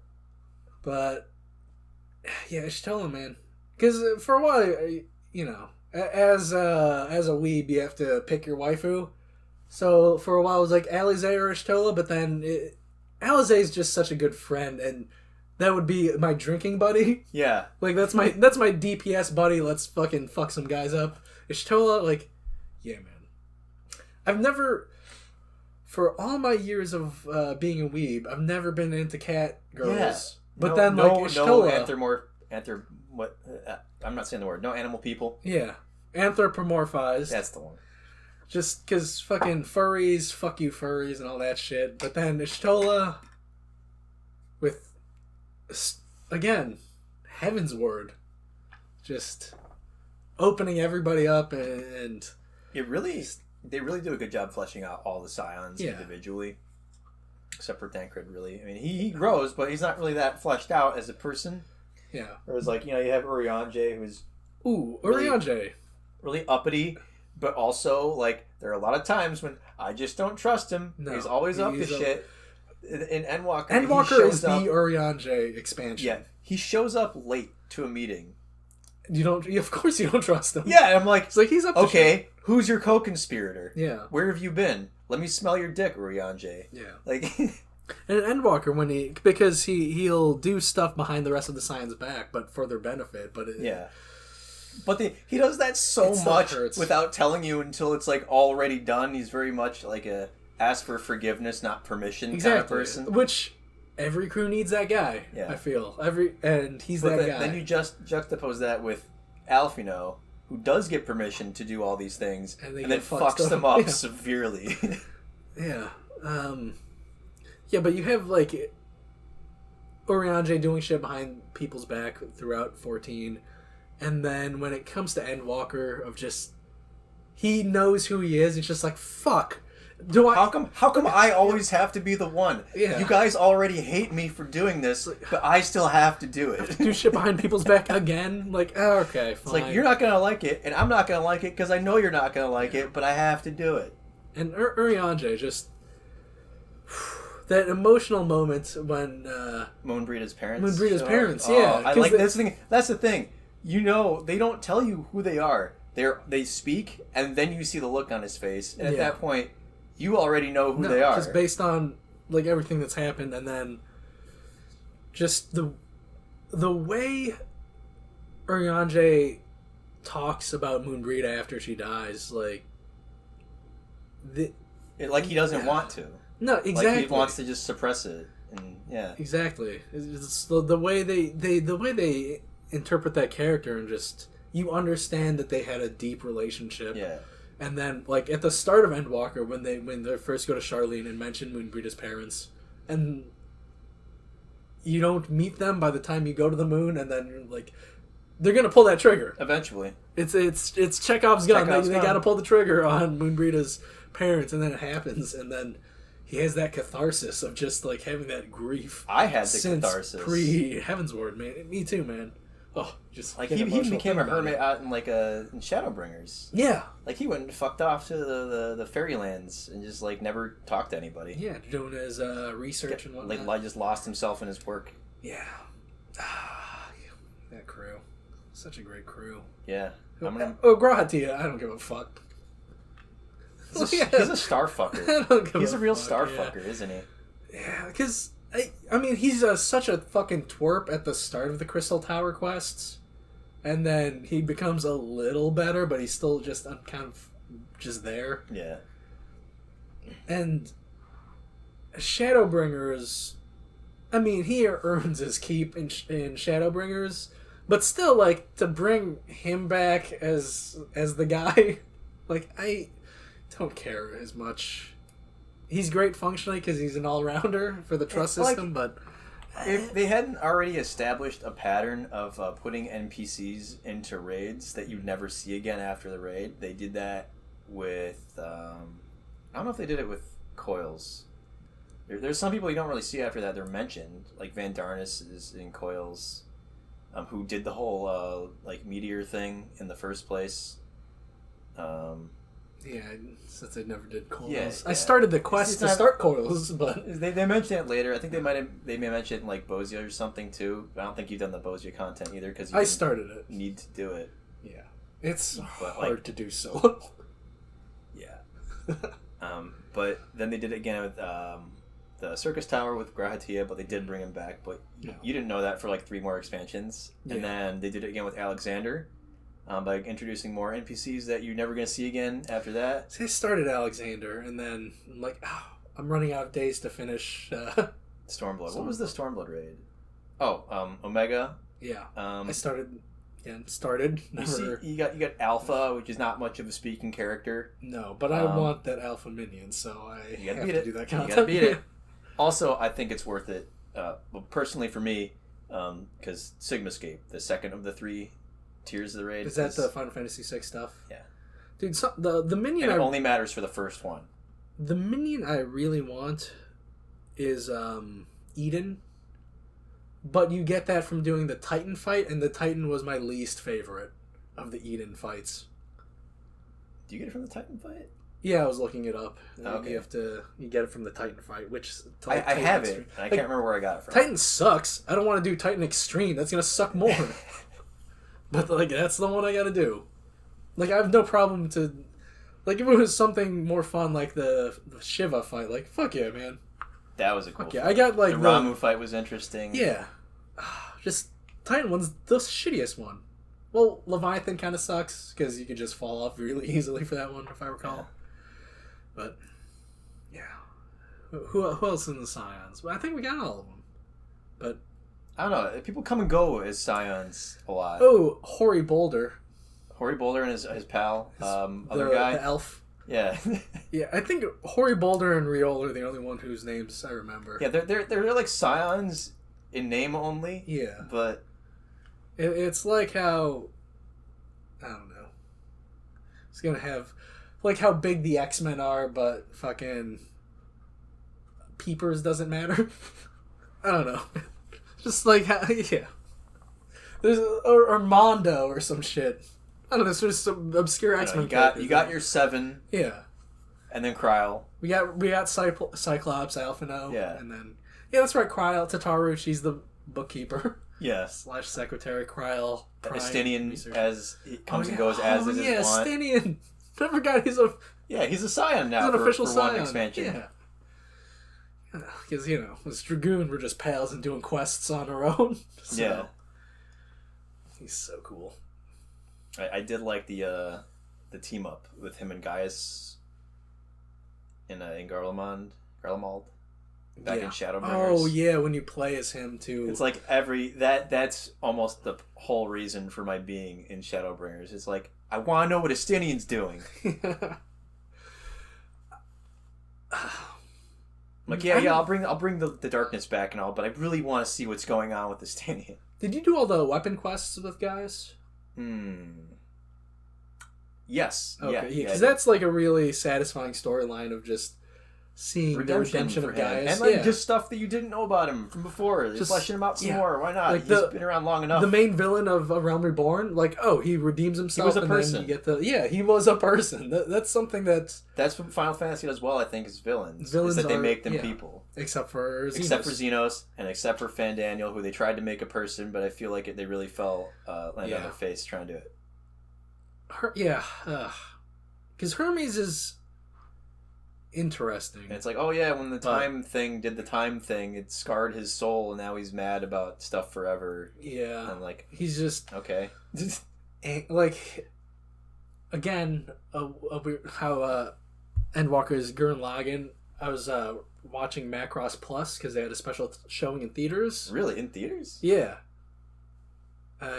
Because I'm becoming an old man, I dozed off during the big dog fight. I was doing that in like my 20s. Man. Yeah. Well, also I was during Sunshine and what was the other one? There Will Be Blood. As much as I love PTA, I could totally see falling asleep to There Will Be Blood. Yeah. Like, especially, have you seen The Master? Philip Seymour Hoffman. Yeah, thing? PTA Anderson's movie after There Will Be Blood. Now that's a movie to sleep to. Really? I love it, but like I woke up in only the most important part during the whole milkshake line, and I'm like, cool. No one's gonna reference anything else from this movie, so I'm set. Yeah, still haven't seen it. But Macross Plus, I think we watch the same animes as the writing team, because the whole thing is with Macross Plus, an artificial being gets brought into life but doesn't really understand human emotion or experience and decides it wants to kill humanity. And even Macross Plus, they use the term entelechy. So I'm like, this is interesting for me to finish Endwalker MSQ and then 2 days later rewatch this movie. I'm like, huh. That's the thing, is I don't think they're shy about sourcing all their inspirations. Yeah. Like, when Yoshi P gets asked about how he feels about his expansions, like, all overtaking WoW content, and he's like, it's not, I don't care about the fact that, we're doing better. Like, I wouldn't be where I was without that game. Yeah. So, like, everything I do is almost an homage to the genre that they helped create. Just, he does it better because he cares. Yeah. And he isn't a robot lawyer. Like, I was reading a book about the history and the making of Final Fantasy V, and they were talking to Hironobu Sakaguchi. He was like, we got a lot of praise for these cool ideas in Final Fantasy, but a lot of it is just us straight up ripping off like anime and manga we liked. And everything's been done. Because it was this game that's hitting the West for the first time. Like, everybody thought it was cool and new, but like, no, we just love this shit and we love reinterpreting it. And then you get to do it again with an MMO. Exactly. And it's the best MMO. It's the best. It's the best I've played. I haven't played much, though. I'm mad about how much time I spent playing other MMOs. The only ones I've played were free Korean shit, like Ragnarok Online. I've done RO. Pirate King Online. Never done that. It's, it was something that lived in the shadow of Ragnarok, and it wasn't as good. But the reason we played it is because you could get boats, and there's ship combat, and at the time, Sid was super into boats. And it was fun. It was cool. That was his boat phase? I think now he's in like his plane phase? I think the boat phase lasted all of college. Right now he's big into rock climbing. Oh, okay. Yeah, he lives in Milan, so he's like, if you see his Instagram, he's like in the Alps every other weekend. I don't have a Insta. It's I feel like part I'm too old for that. It's part of the metaverse. Yeah. I'm too old for that. Snapchat and now TikTok. How do you get your dick pics then? Just random guys text me. Right, that's the best. That's the classic way. Yeah, because you can't whip it out anymore. I do it old school. Yeah, back in our day, you just unzip your pants and have it out there at dinner. I get all my dick pics from Kieran Culkin. I don't know if you've been watching Succession. I don't. Okay, it's too bad. No, I hear the hype. It's okay. If you want to watch a show where you hate all the characters, I'd recommend it. I'm going to use my HBO Max to finally watch The Sopranos. I did that last year. Worth it. Yeah, that's what I hear. It holds up.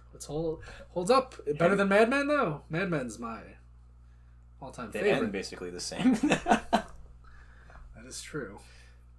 Like, even if you don't know Sopranos, you've heard of the ending. Yeah. Whichever thing that was. If you haven't seen The Wire yet, I'd put that one higher up. You put the but higher. Gabagool. Gabagool's great. Sopranos I love funnier, Gabagool. though. Right? The Wire can be funnier, and this is a whole other tangent, but like, I think The Wire does a good job of being a cop show while avoiding being propaganda. Like, Brooklyn Nine-Nine had to suffer with that for its like last season, because they're like, oh well, then there's too much going on right now to make us look like good people. Like, how can we hold down this job and be okay with it instead of just scrap their whole season and start over? Mm-hmm. Like any other cop show, any like Law and Order, like any police procedural, like the cops are always good people, but The Wire doesn't.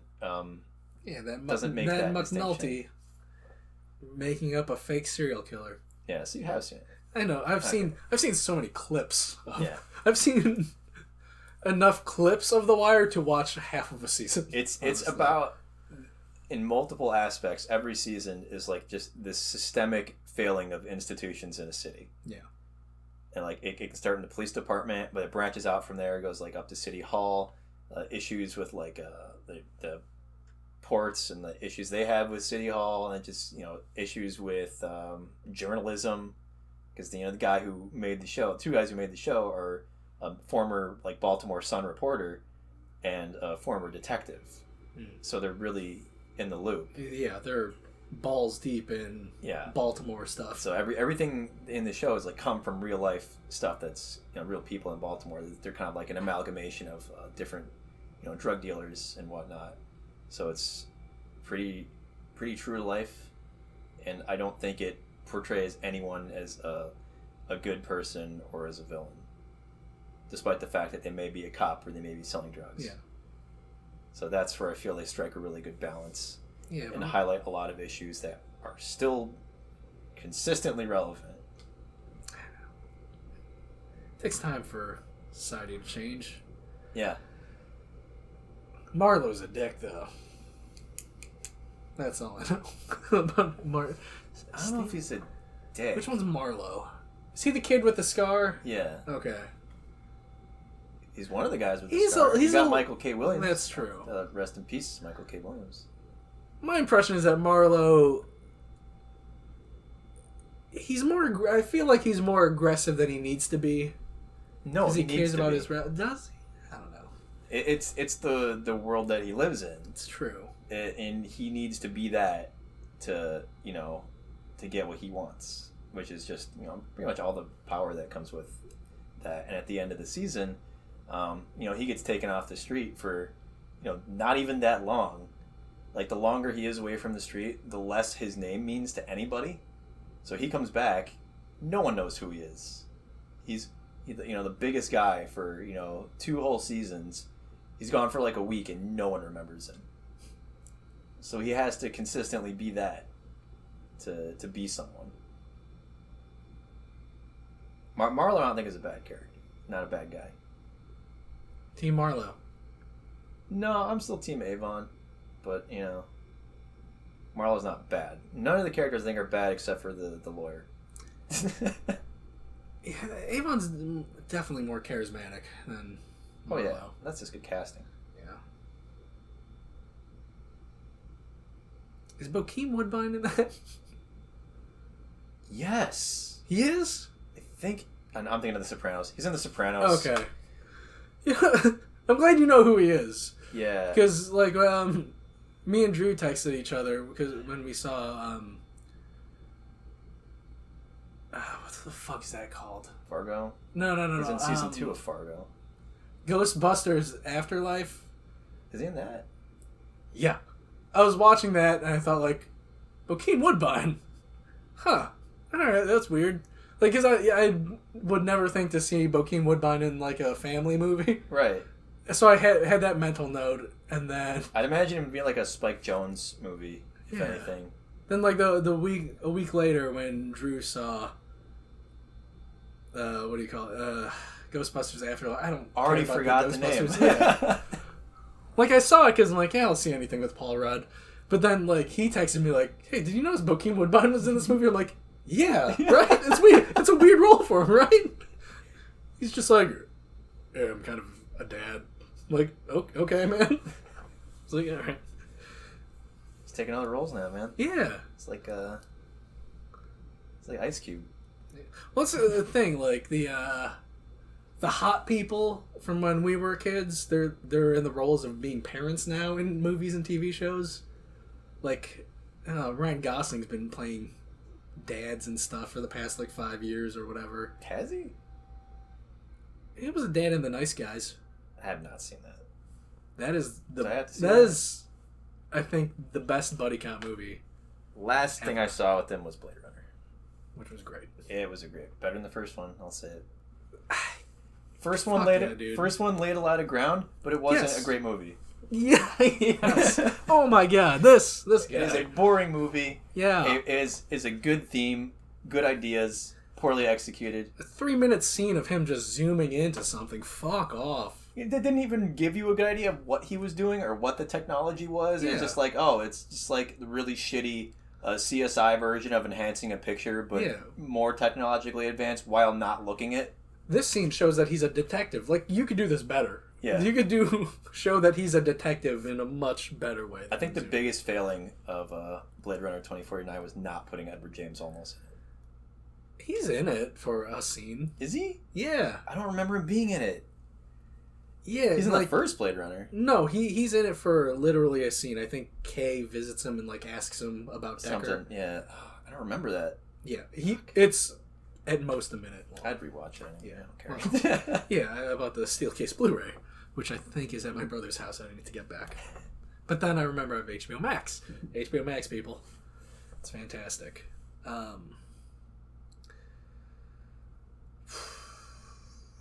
What raid should I do first? Just based on like how good it is. Should I finish Alexander or Omega? Okay, I think Alexander has a better story. Omega's just a machine's just throwing greatest hits at you to test you. Just fun. It's okay if you're into nostalgia, but Alexander I think has a better story. I don't think it has as many good fights. I can think of like 3 fights from Alexander I really liked, and the best one is the last one, especially if you're paying attention to the story. Yeah. And if you're doing the mechanic in the fight, that there's a special. I don't want to spoil it for you. It's a really cool reveal. Okay, for Alexander. Yeah. Okay, because what's the Heavensward Alliance raid? Because that's like the only alliance raid I've never. Void Ark. What's going on with Void Ark? No clue. Okay. There's some sky pirates. They show up in Endwalker again. Because I started the quest Sky Pirates and then just never got back to me because like when I look in my journal, see the description like, oh, there's Sky Pirates doing some fuckery. I'm like, all right. I didn't even know that was an alliance raid. I don't think the story for it was that good. I can't remember anything. I know Kate Sith was in it. There's like a whole race of like these little Kate Sith like cat people. People like cats. People. Yeah, they're great. And I don't remember anything about it. They had the city that you go to retrieve this thingamajig, and Diablos is there, and I guess I have to do it to unlock that set of alliance raids for the duty roulette then. Yeah. So it's mandatory. I'm gonna do it. Or you just keep doing the same duties all the time through the roulette. I've done those level 50 alliance raids so much, man. Like, I can't keep doing them from level 60 to 70. I put them all unlocked, and I only get Void Ark and the second one of Void Ark, which isn't even on the Void Ark anymore. It's just like this city. And I've never done the third one in Duty Roulette. It's never come up. So no one's completing this. Yeah. There's not enough people queuing. Like, I've for... what the fuck is that? For the Cloud of Darkness Duty Roulette, like or Alliance Raid. I've only done that like twice compared to the first two. I get the second one a lot. Yeah. I think maybe they start shoehorning that one in because they're like, hey, Eamon's in this one. And maybe. I think I would believe that completely because I remember like getting the first one a lot more often in like when I was doing pre-Endwalker. Yeah, I think so. But yeah, I think they might have ramped it up a little bit. They probably for people did. queuing randomly. I don't get the Evilise raids that much, and Shadowbringers have an Alliance raid. Shadowbringers Alliance Raid is the Nier stuff. Right, it's the Nier one. Yeah. That's what got me into. That was a testing bed for raid mechanics. Holy shit. It was wild. There's just a straight up Ikaruga fight. Yeah. Dude, I love that final boss. Are you a Nier guy? I still haven't played it. Okay. The only time I've ever had hands-on time with Nier was when you had me play the demo before it came out. So long ago. Oh, man. Yeah, just... I keep meaning to, but it's like... Again, I got really bad ADHD to the point where it's like trying to do something is difficult because all I do is think about starting to do something rather than just doing it. You just mentally preparing myself for a couple years from now I'll actually start playing it. No, you just gotta start it, man, and then it's like Final Fantasy XIV, where at the start the first Nier kind of just sucks for a while, but then it gets good. Nier Automata, excellent all the way through. That's the one I played the demo for. Yes. If you want to skip the first Nier, that's completely fine. I love that. I love when that's optional. Yeah. I mean, it's way more rewarding, but the first Nier, like with the remaster of it, they did some good streamlining and it respects your time a little bit better, but it's still like... I like that. I gotta say, gameplay was an afterthought. As an adult now, I love games that just respect my time. Yeah. Like, that's the other thing about... I'm going to constantly compare this to WoW. Yeah. And I just had another comparison come to my head. It's like, if you're trying to get a specific item in WoW, you just have to hope it drops. That's all you get. If you're doing extremes in Final Fantasy XIV, you get a little, like, totem item. You get your currency in that. Yeah, and it's like, hey, if you're not getting the thing you want, just keep doing it. Do it 10 times. You just buy it. Buy it outright. Your effort is being rewarded. Yeah. Your time is not being wasted just because of a fucking dice roll. But people love gambling, dude. I don't. Not if it's my time. Yeah. I can make more money in life. I'm never going to get my time back. That's true. That's something why, like, I've never really been into those Diablo-like games much. Like, I'll play one maybe every couple of years and then just be burnt out of, like, why the fuck am I doing this? Yeah, I get into D3 and there's an interesting season, and then, I don't know, I haven't gotten into seasons since they were, like, in single digits. Now they're in, like, 20-somethings, so, yeah, that's just uninstalled. Yeah.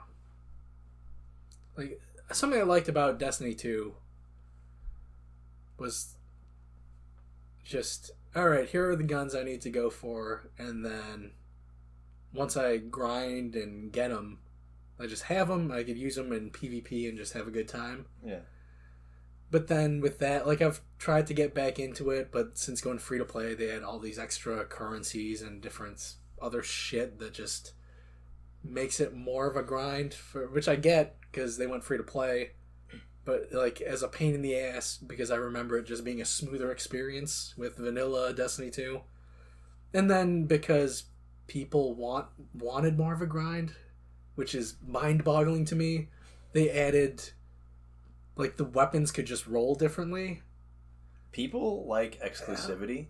Yeah. I don't it's the people that dedicate their lives to playing it that, and I felt this in WoW. Like, I mentioned, like, getting pissed off at people playing lower tiers of raid than me getting better loot than I got at the highest tier. It's like, I do spend a lot of my time playing it, and I want something to show for that. But I want it to be cooler than things other people have. Yeah. It's like, well, you got that cool gun, but is it the most optimal version of that gun? Grind again. Do that raid again.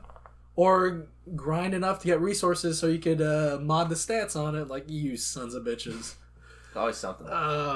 You sons of bitches. And I like Destiny 2. It was. I like the grind in Final Fantasy, at least for like stuff like leveling. It's not that bad to me, because I like the fact that you can do everything on one character. Yes. Which is something. Oh my and God, WoW, it's like, you want to play a new thing, you got to start all over. You got to do the whole. If it was like Final Fantasy, like, you got to do the whole campaign again. I would blow my mind if I had to do a Realm Reborn again. Yeah. That's how WoW was. Yeah. And it's like, do the whole expansion again. Just does not respect They change it to like, oh, now you get to pick one expansion, that's your whole leveling experience. I'm like, but I still have to do it all again, is what you're telling me. It's weird how the opposite arcs Final Fantasy XIV and WoW are on, where with Yoshi P taking charge of Final Fantasy XIV, it's like, oh, it's okay to look at other games in the genre and use what's good about them and then bring them in.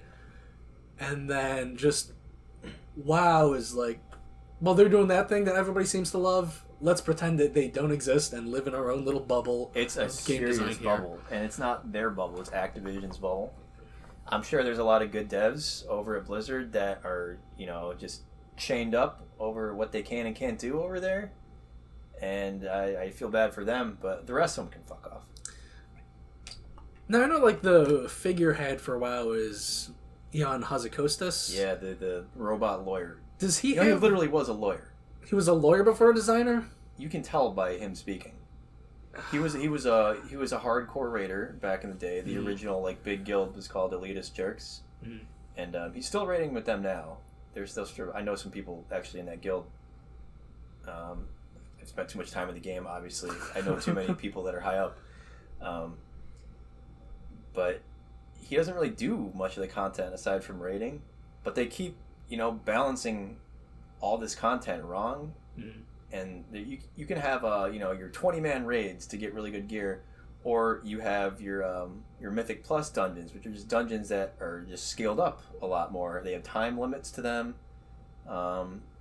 And they scale up infinitely based on the level of the keystone that you have. But they don't reward you anything better. Like, they caps out at like 15. It's never as good as like a Mythic Plus, like a Mythic raid item. And it makes no sense to me, because even though it's fewer people doing it, the content's just harder. And I don't know why you can't choose a different avenue to gear your character through than just raiding. And it's like, they really want you to do just the one thing. They really want everything to be separate, and I don't think it should be. But they really dug their heels in on it. And I think they're turning it around in the next patch, but I just won't be there to see it, because it's too little too late for me.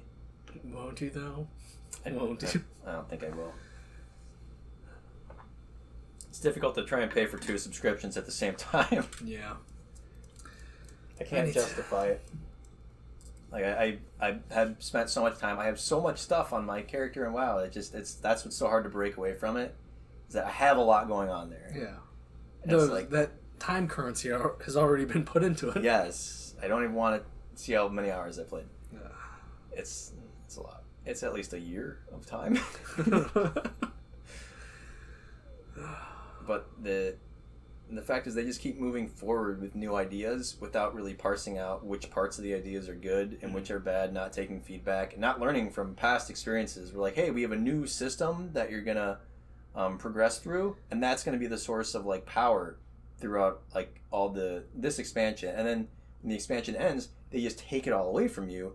They introduce you to the new flawed system that takes them a year to fix during live game time. They probably don't have that consistency with game design and people learning from their mistakes, maybe because of Activision Blizzard's high turnover. I was thinking you were going to say like that. The people who are just like, oh, we did this thing, it didn't work. Well, we're leaving the company because of shit going on. And then a new batch of people come in like, hey, how about this idea? I'm on the cubicle crawl route. I just have to go. It's like I love this game, but come on. And it's the fact that they also keep things from the past fresher. Like you're doing the roulettes that you're getting like a percentage of experience that's equivalent to whatever level you are. Yeah. Which is really nice because in WoW it's like they brought back they did a thing called time walking where they pick like a couple dungeons from an expansion and you can do those for some pretty shitty gear. And I think you could also do it for experience, but it's not the same as how Final Fantasy's done it, where you just do the roulette.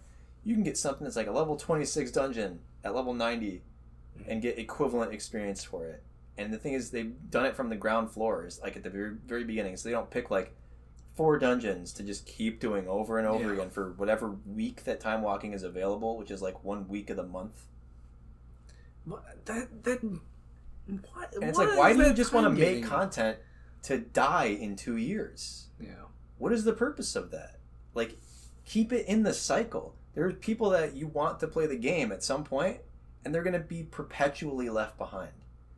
Like, I have friends that are in earlier expansions in Final Fantasy right now, and I'm okay doing content with them. I'm like, yeah, let me switch to a lower level guy, and I can do that with you, and I don't mind doing it, because I'm getting an equivalent level of amount of experience.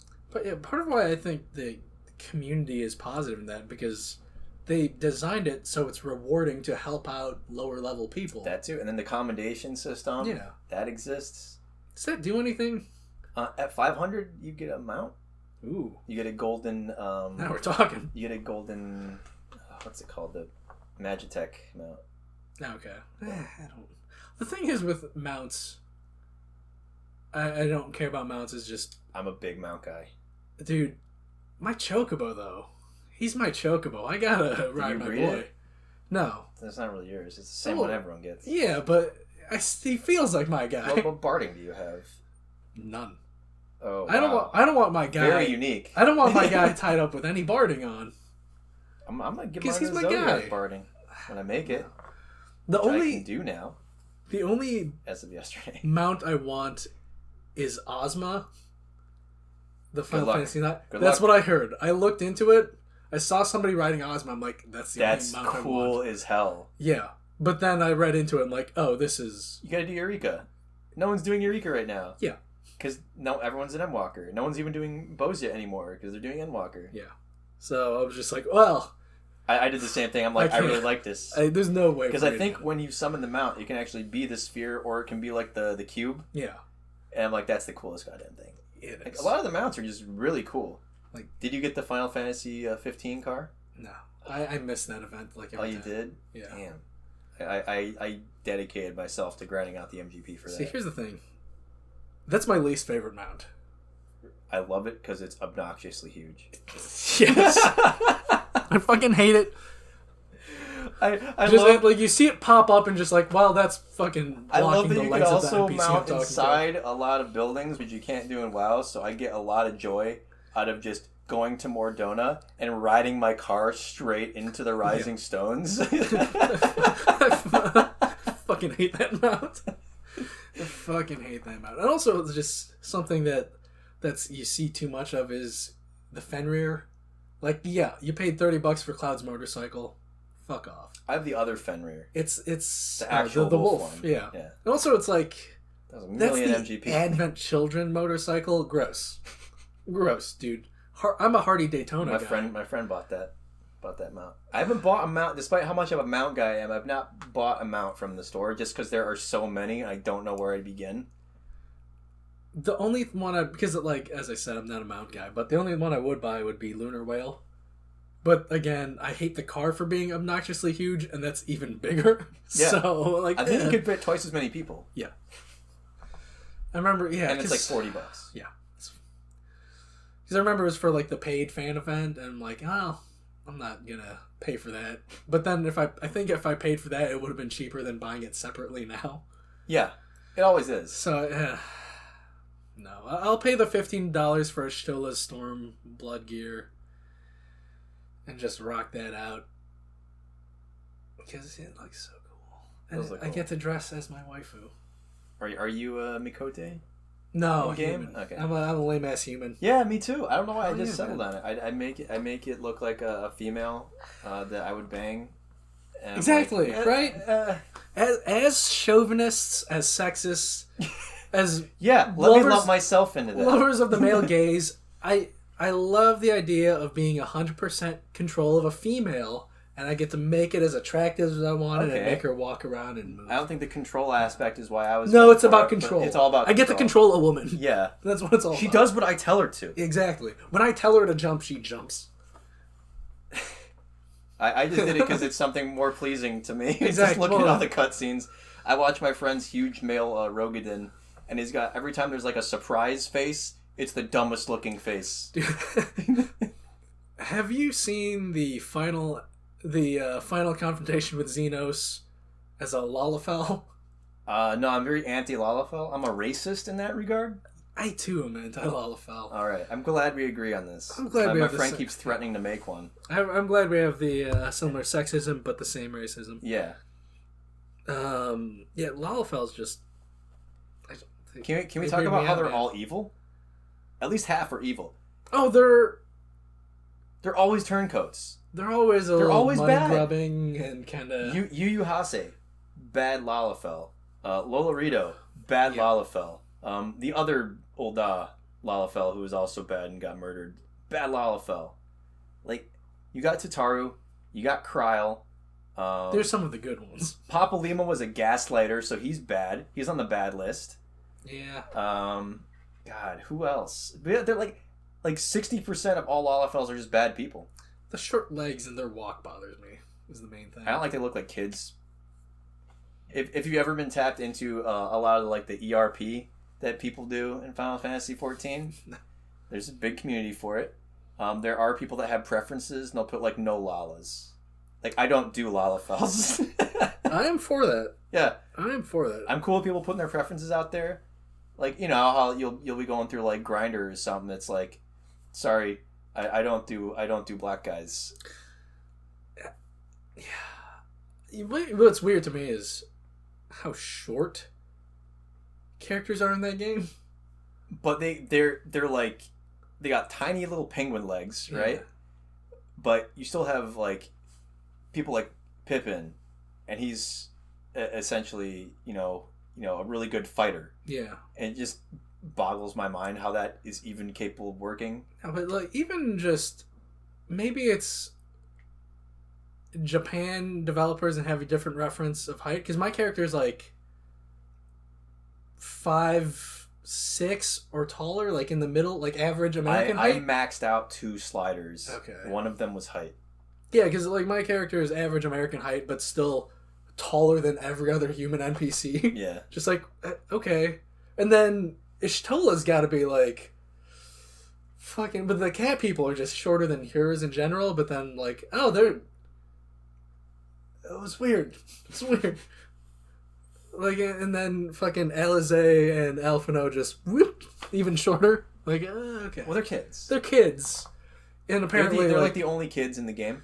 Yeah. Oh, I love how they finally explained it at like towards the end of Shadowbringers, of just like, oh yeah, Elezen get their growth spurt like in their late teens, so it's like, okay, that explains why they're 17 and still like 5 foot tall at most. I do like how they take the time, despite how bullshit their excuses might be, to make them.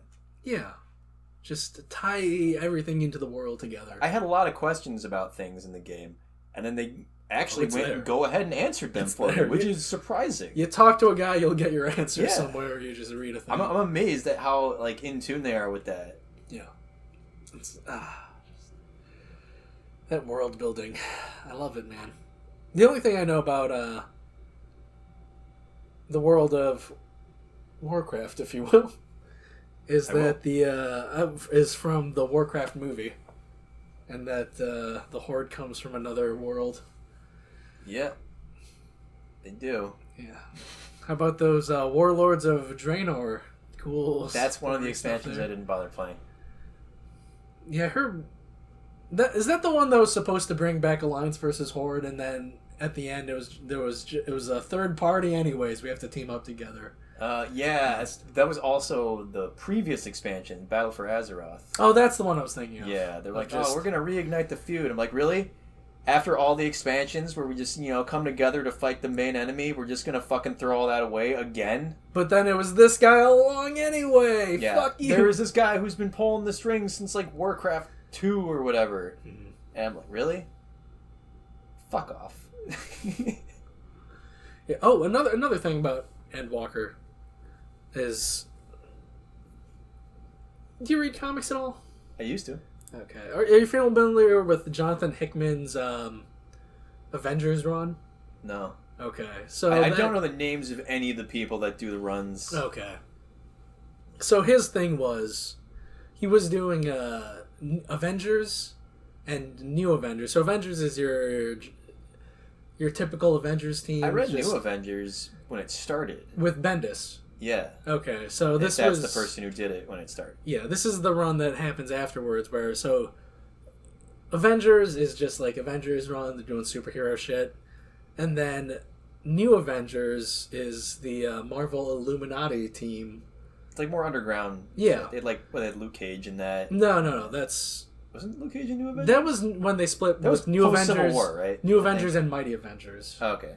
So Avengers, yeah. So Avengers is the main team, and then you have the Illuminati, which is Beast, Reed Richards, Tony Stark, Namor, Tony Stark, T'Challa, just doing shady shit in the background. Yeah, like sending Bruce to another planet. Exactly. So doing Illuminati shit, but like that blew up in their face. But this is like a big enough threat where they need to reform the Illuminati, and like the reason Tony Stark formed the big-ass Avengers teams he did is so they could fight any threat that's possible. But it's the same thing where, like, oh, the multiverse is dying, and then we need to end Walker this shit. And then it's the same arc of just, like, of them discovering, like, oh, is this, like, a fundamental flaw of just how the star is built, and then it's just degrading, and then they slowly make the discovery that there's like a bad actor out in the edges of space, and they have to go and stop them from on our spaceship that the Charlians managed to build. No one else has been capable of ever. Only the Marvel universe does end, so they fail. That must have been like a really depressing moment for Sid. Just to walk in there and like think that he's accomplished so much, and just see like, yeah, these people just have a spaceship they've been building underground. It's like, the Charlians. Yeah. Oh, I was very emasculating. And the which they even bring up Excelsior is a lot smaller. Yeah. Just like, well, oh god. Oh, just some stuff. I gotta do Omega because that's when Nero's kind of face turn happens, right? Nah, he's always Nero. Yeah, he's just Char Aznable. He's always Char Aznable. But when he finally joins the Garland Ironworks, right, is the Omega raid? Yeah, he kind of joins them at the start of it. Yeah, because I did like the first part. Yeah, but he sticks around. Okay. I don't think you see him much in Shadowbringers, but he's still with the Ironworks. Yeah. He even comes back in Endwalker. You see him again with the Ironworks crew. So just like the stuff of Endwalker of like, I understand the context clues of that was like that guy's from that raid that I didn't do, and like other stuff of just content I didn't like. I was doing like an Endwalker quest, and they mentioned like a detective guy, and then now that I'm doing the Hillebrand quest, God, I'm sorry.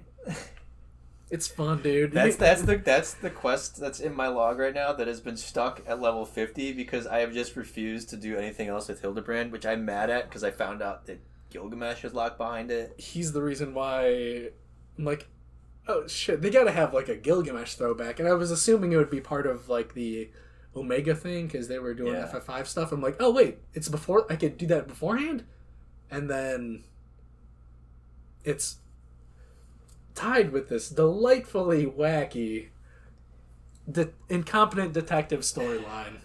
and I'm having a great time. I get why you don't like him. Gentleman detective. Gentleman detective. Yeah. He's an irritating man, but they pull it off of just how wacky and silly He's this quest line is. He's a very polarizing character. You either hate him or love him. How far did you get? Did you not even get to the first Gilgamesh fight? Yeah, not even. Okay. I finished the first quest, and it's like there's gonna be more Hildebrand coming up with later. the and then I'm like, I don't want it. Dude, Hildebrand. This quest line might be the most humorous thing in any Final Fantasy game. Just this incompetent gentleman detective. I don't know. My favorite thing was Justinian mistaking Alice for Alphinaud. I did love that. That was great. So good. Just how pissed she got. I love how one of the best feeling moments in Endwalker,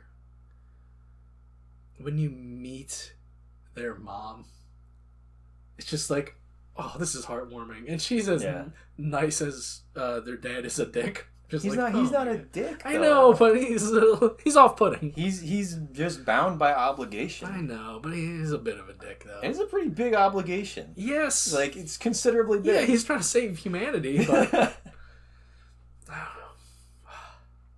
Just the mother gifting her a new change of clothes and a job change for Alphinaud. Yeah.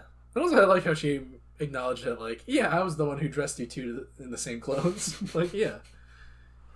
You don't do that to twins.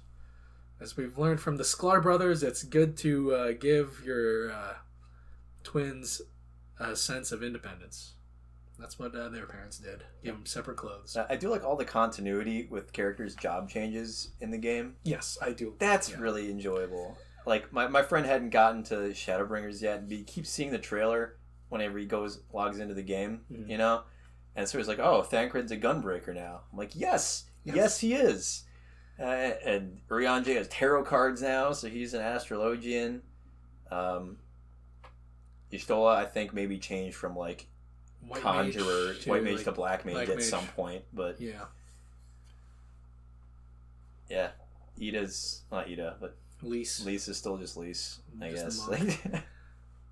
And I love how I always had an idea that there'd be a team up with Xenos at the end, just because it's always one of your party members they give the job change to. And then also with some of the promotional art, he's like in the poster. I thought you'd be joining him at some point. I thought maybe he'd turn around at some point in the expansion, but he was just an insufferable twat the whole way through. Irredeemable. I do like the moment they show you where he actually goes to Charlian to try and find you. Yeah, I liked that. Dude, but I'd totally forgotten about it in that moment. Like, it's like, oh, who's this guy? Or not who's this guy? They knew who he was, but they're like, what is this guy doing here? And then they don't show you, and then later Xenos comes bursting through. I'm like, oh, I totally put that out of my mind. Like, I remember, like, check out Xenos. Yeah. Here we go. Yeah. Oh, dude, the whole Garlemald thing. I kind of wish there was more to it. I know. Because it was such a big thing, and then the only Garlemald zone in the game is a big empty snowfield. And then, like, a subway station. Yeah. They do sell how bleak that place has become. Very depressing. But I love Ulyss as a character. Just his realization, especially when he confronts Xenos, of just like, oh my god, you never cared about your people. Like, that you selfish asshole. Yeah. Because he knew there's, serious possibility he wasn't going to walk out of that alive. Yeah. When, like, he grabs his gunblade, it's just like, I would down. You don't stand a chance. But and they even mention stop him. It's like, hey, dude, he's gonna kill you. He's like, no. But yeah, like you're not even worth his time, but he will kill you. Yeah, like I hope we get the post-release content to follow up on the rebuilding of Garlemald. Yeah, I hope that's what it's going to be, because they've already done rebuildings. They've done the Ishgard rebuilding. They've done the Doman rebuilding. Fucking with the weapon quests and Gaius, the rebuilding of Wurlet. Wurlet, rebuilding that place, and because I don't know where the story goes now. Is the thing. It can go anywhere. That's what I love of. The biggest thing for the last 10 years in this game has been this Hydaelyn Zodiac conflict, and that's gone. It's a new beginning for this game. I don't care about having a big conflict because Xenos was right. I'm an adventurer at heart, baby. You know he's coming back. Did you see him die? God damn it. He broke into that extra dimensional space. Yeah. You think he can't break out? He sucks though. I don't want him to come back ever. No, I hate him. I hate it. And like that's the only reason I'm like I'm just gonna get this out of the way because I need you to leave me the fuck alone. No, I just. And then they had the big, Metal Gear Solid 4 on top of the fight. submarine fight, which was weird for me as a summoner. Dude, it felt so good. Haven't punched a single thing in the game, but I guess this is a good time to start. Just a Dragoon punching a Reaper as a Dragoon. We've had this our own loot pool for the longest time, and then fucking Reaper getting in. As a Dragoon, I resent Reaper, so wearing that level 90 Dragoon gear, punching a Reaper, just felt so good to me. It's like, fuck you. And you're the hot new class, so everybody's gonna, like, be Reaper, and then, like, oh, I'm gonna cast for this loot. I'm like, fuck you. I still have to compete with red mages and black mages. That's true. Everybody's... Try being a healer. You're already at, 3 different healers, and then Sage comes along. Yeah. Now there's 4.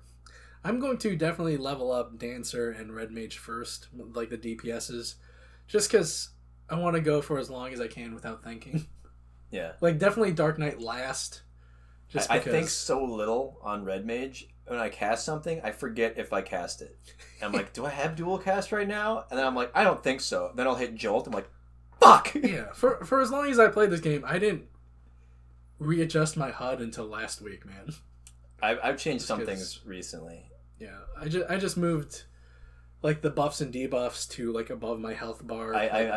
You can separate the enemy health bar from like their cast bar and everything. Yeah. Oh, huge. That was the first thing I did. I increased the size of the cast bar, moved it down. I kept trying to increase the size of that cast bar. I didn't realize I was changing the transparency. It's criminal that they put the enemy cast bar as small as they do at the edge of the screen. I needed it when I was doing Extreme Zodiark. Yeah, it's like, I need to know, like, tell me when that move's coming, you motherfucker. Yeah.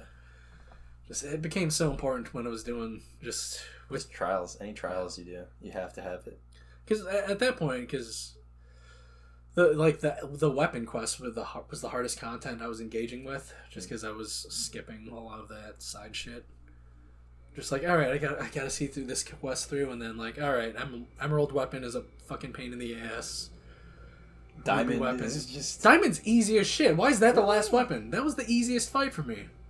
That was the hardest for me, but I'm stupid and I'm not good at picking up visual tells, especially because like sometimes you can pick up on a visual tell and you still don't know what it actually means, and it's like, okay, so there's a 50% chance I have to get in for this, or a 50% chance I have to get out, and I will 100% of the time choose the wrong one.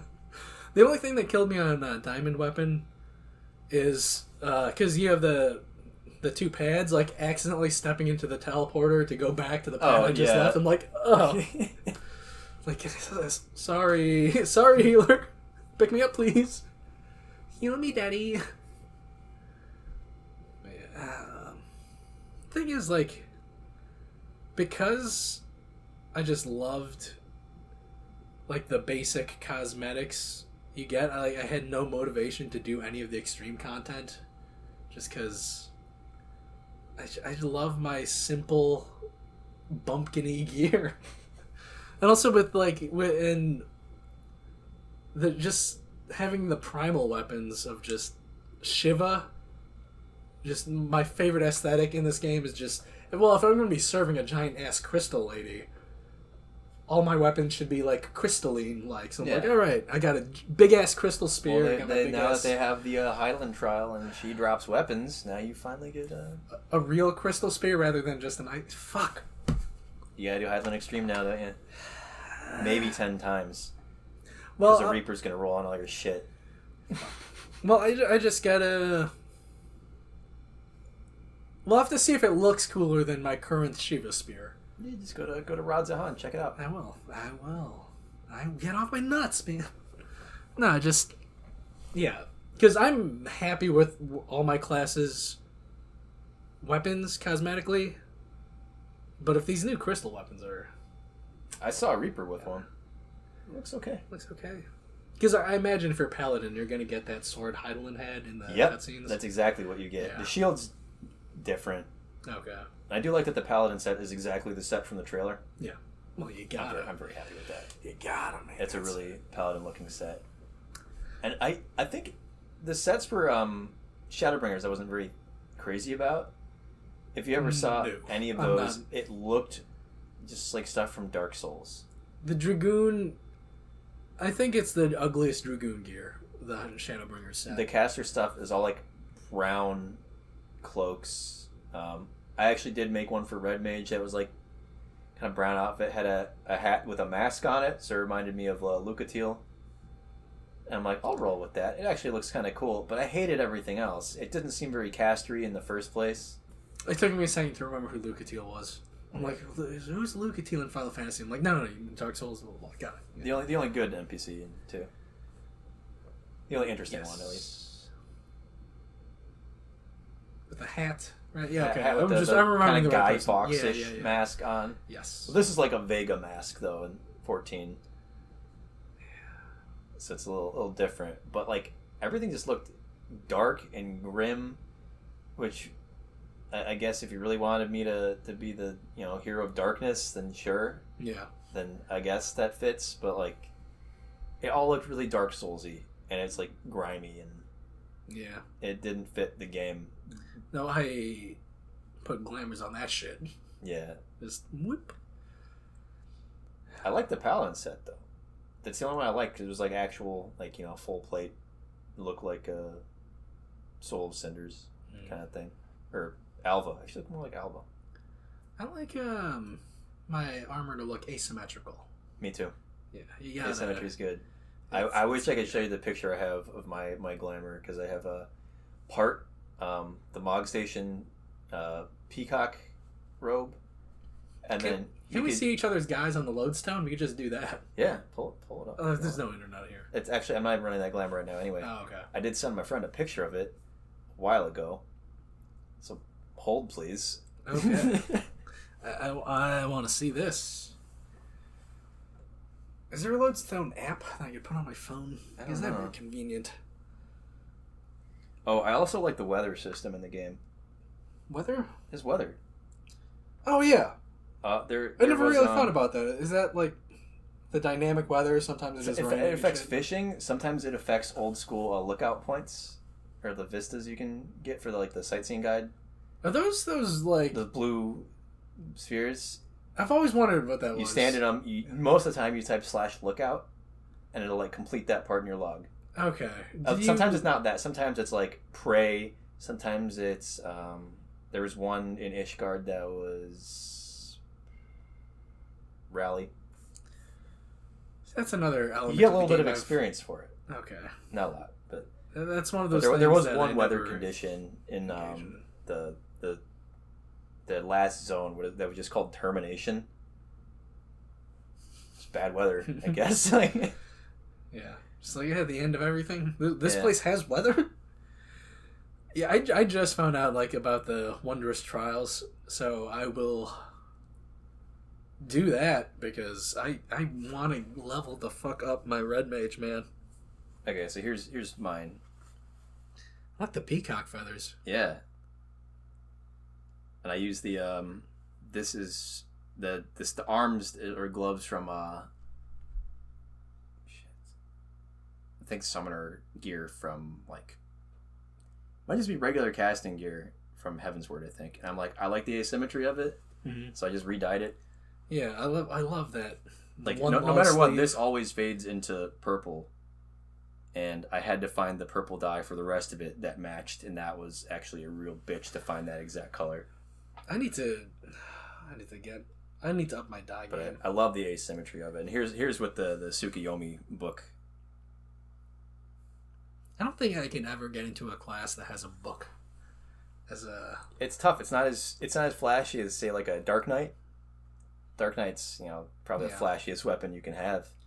Right now I have for my white mage, Leviathan's Cane, or like I think the tidal wave cane is the upgraded version, but it gets covered in water, which I think fits white mages beautifully. Yeah. Here's another book I had. It was like it has all these ink swirls that that's cool. go around it. Yeah, that's a cool book. That's the Byakko weapon, and you can get. My friend is like a big Dark Knight. It's like a huge one actually for Dark Knights, and it's like black and white and has a like blue lightning-y things with like the ink swirls like going around it. Sometimes it's not like a distinct pattern either. It's just kind of like a flowing kind of ink swirl. You know what has cool gear in Endwalker? The what's it called? The dungeon for Radatan when shit starts to go down. Yep. I love that gear. I look like I could be a Spanish noble or something with a sash and the gold. I have the rapier from that dungeon, and I love it. That gear looks so fucking cool. I haven't gotten my red mage up to 85 to use it yet, but like it's the only green item still in my bag right now, just because I haven't sold it for seals because I want to keep it. Yeah, I gotta. Oh, and all the like random rings and earrings that are the last bracelet of fending and shit like that, because I'm gonna use those if anything hits 90. Yeah, but I need to. I want to like. I imagine a red mage looks super cool in that gear. So I gotta get my red mage there, man. Yeah. I think mine's still at 80. I gotta work my way up. But I don't want to because I already have a caster. I want to do one of all the other things first. Yeah, no. For the quests, you gotta do the quests. Quests. Those role quests are in Shadowbringers are excellent. I mean, I only did the melee DPS one, but I only did the caster and the healer one. Yeah, but the way it ties into just the greater story of it, just so good. And I don't think the role quests for Endwalker are as good. At least the melee it's DPS like tied in with previous story, but not much. Yeah. Not very much. Like, Shadowbringers is like, oh yeah, here's all the other warriors of light, and they turned into monsters, and you got to hunt them down. Yeah, which is a big deal for that world. And this is like story. And the new ones are like they take you back to a different place. So mine, remember these guys? The caster one was for Ishgard, so obviously I lucked out and got the best one. I don't know what you got.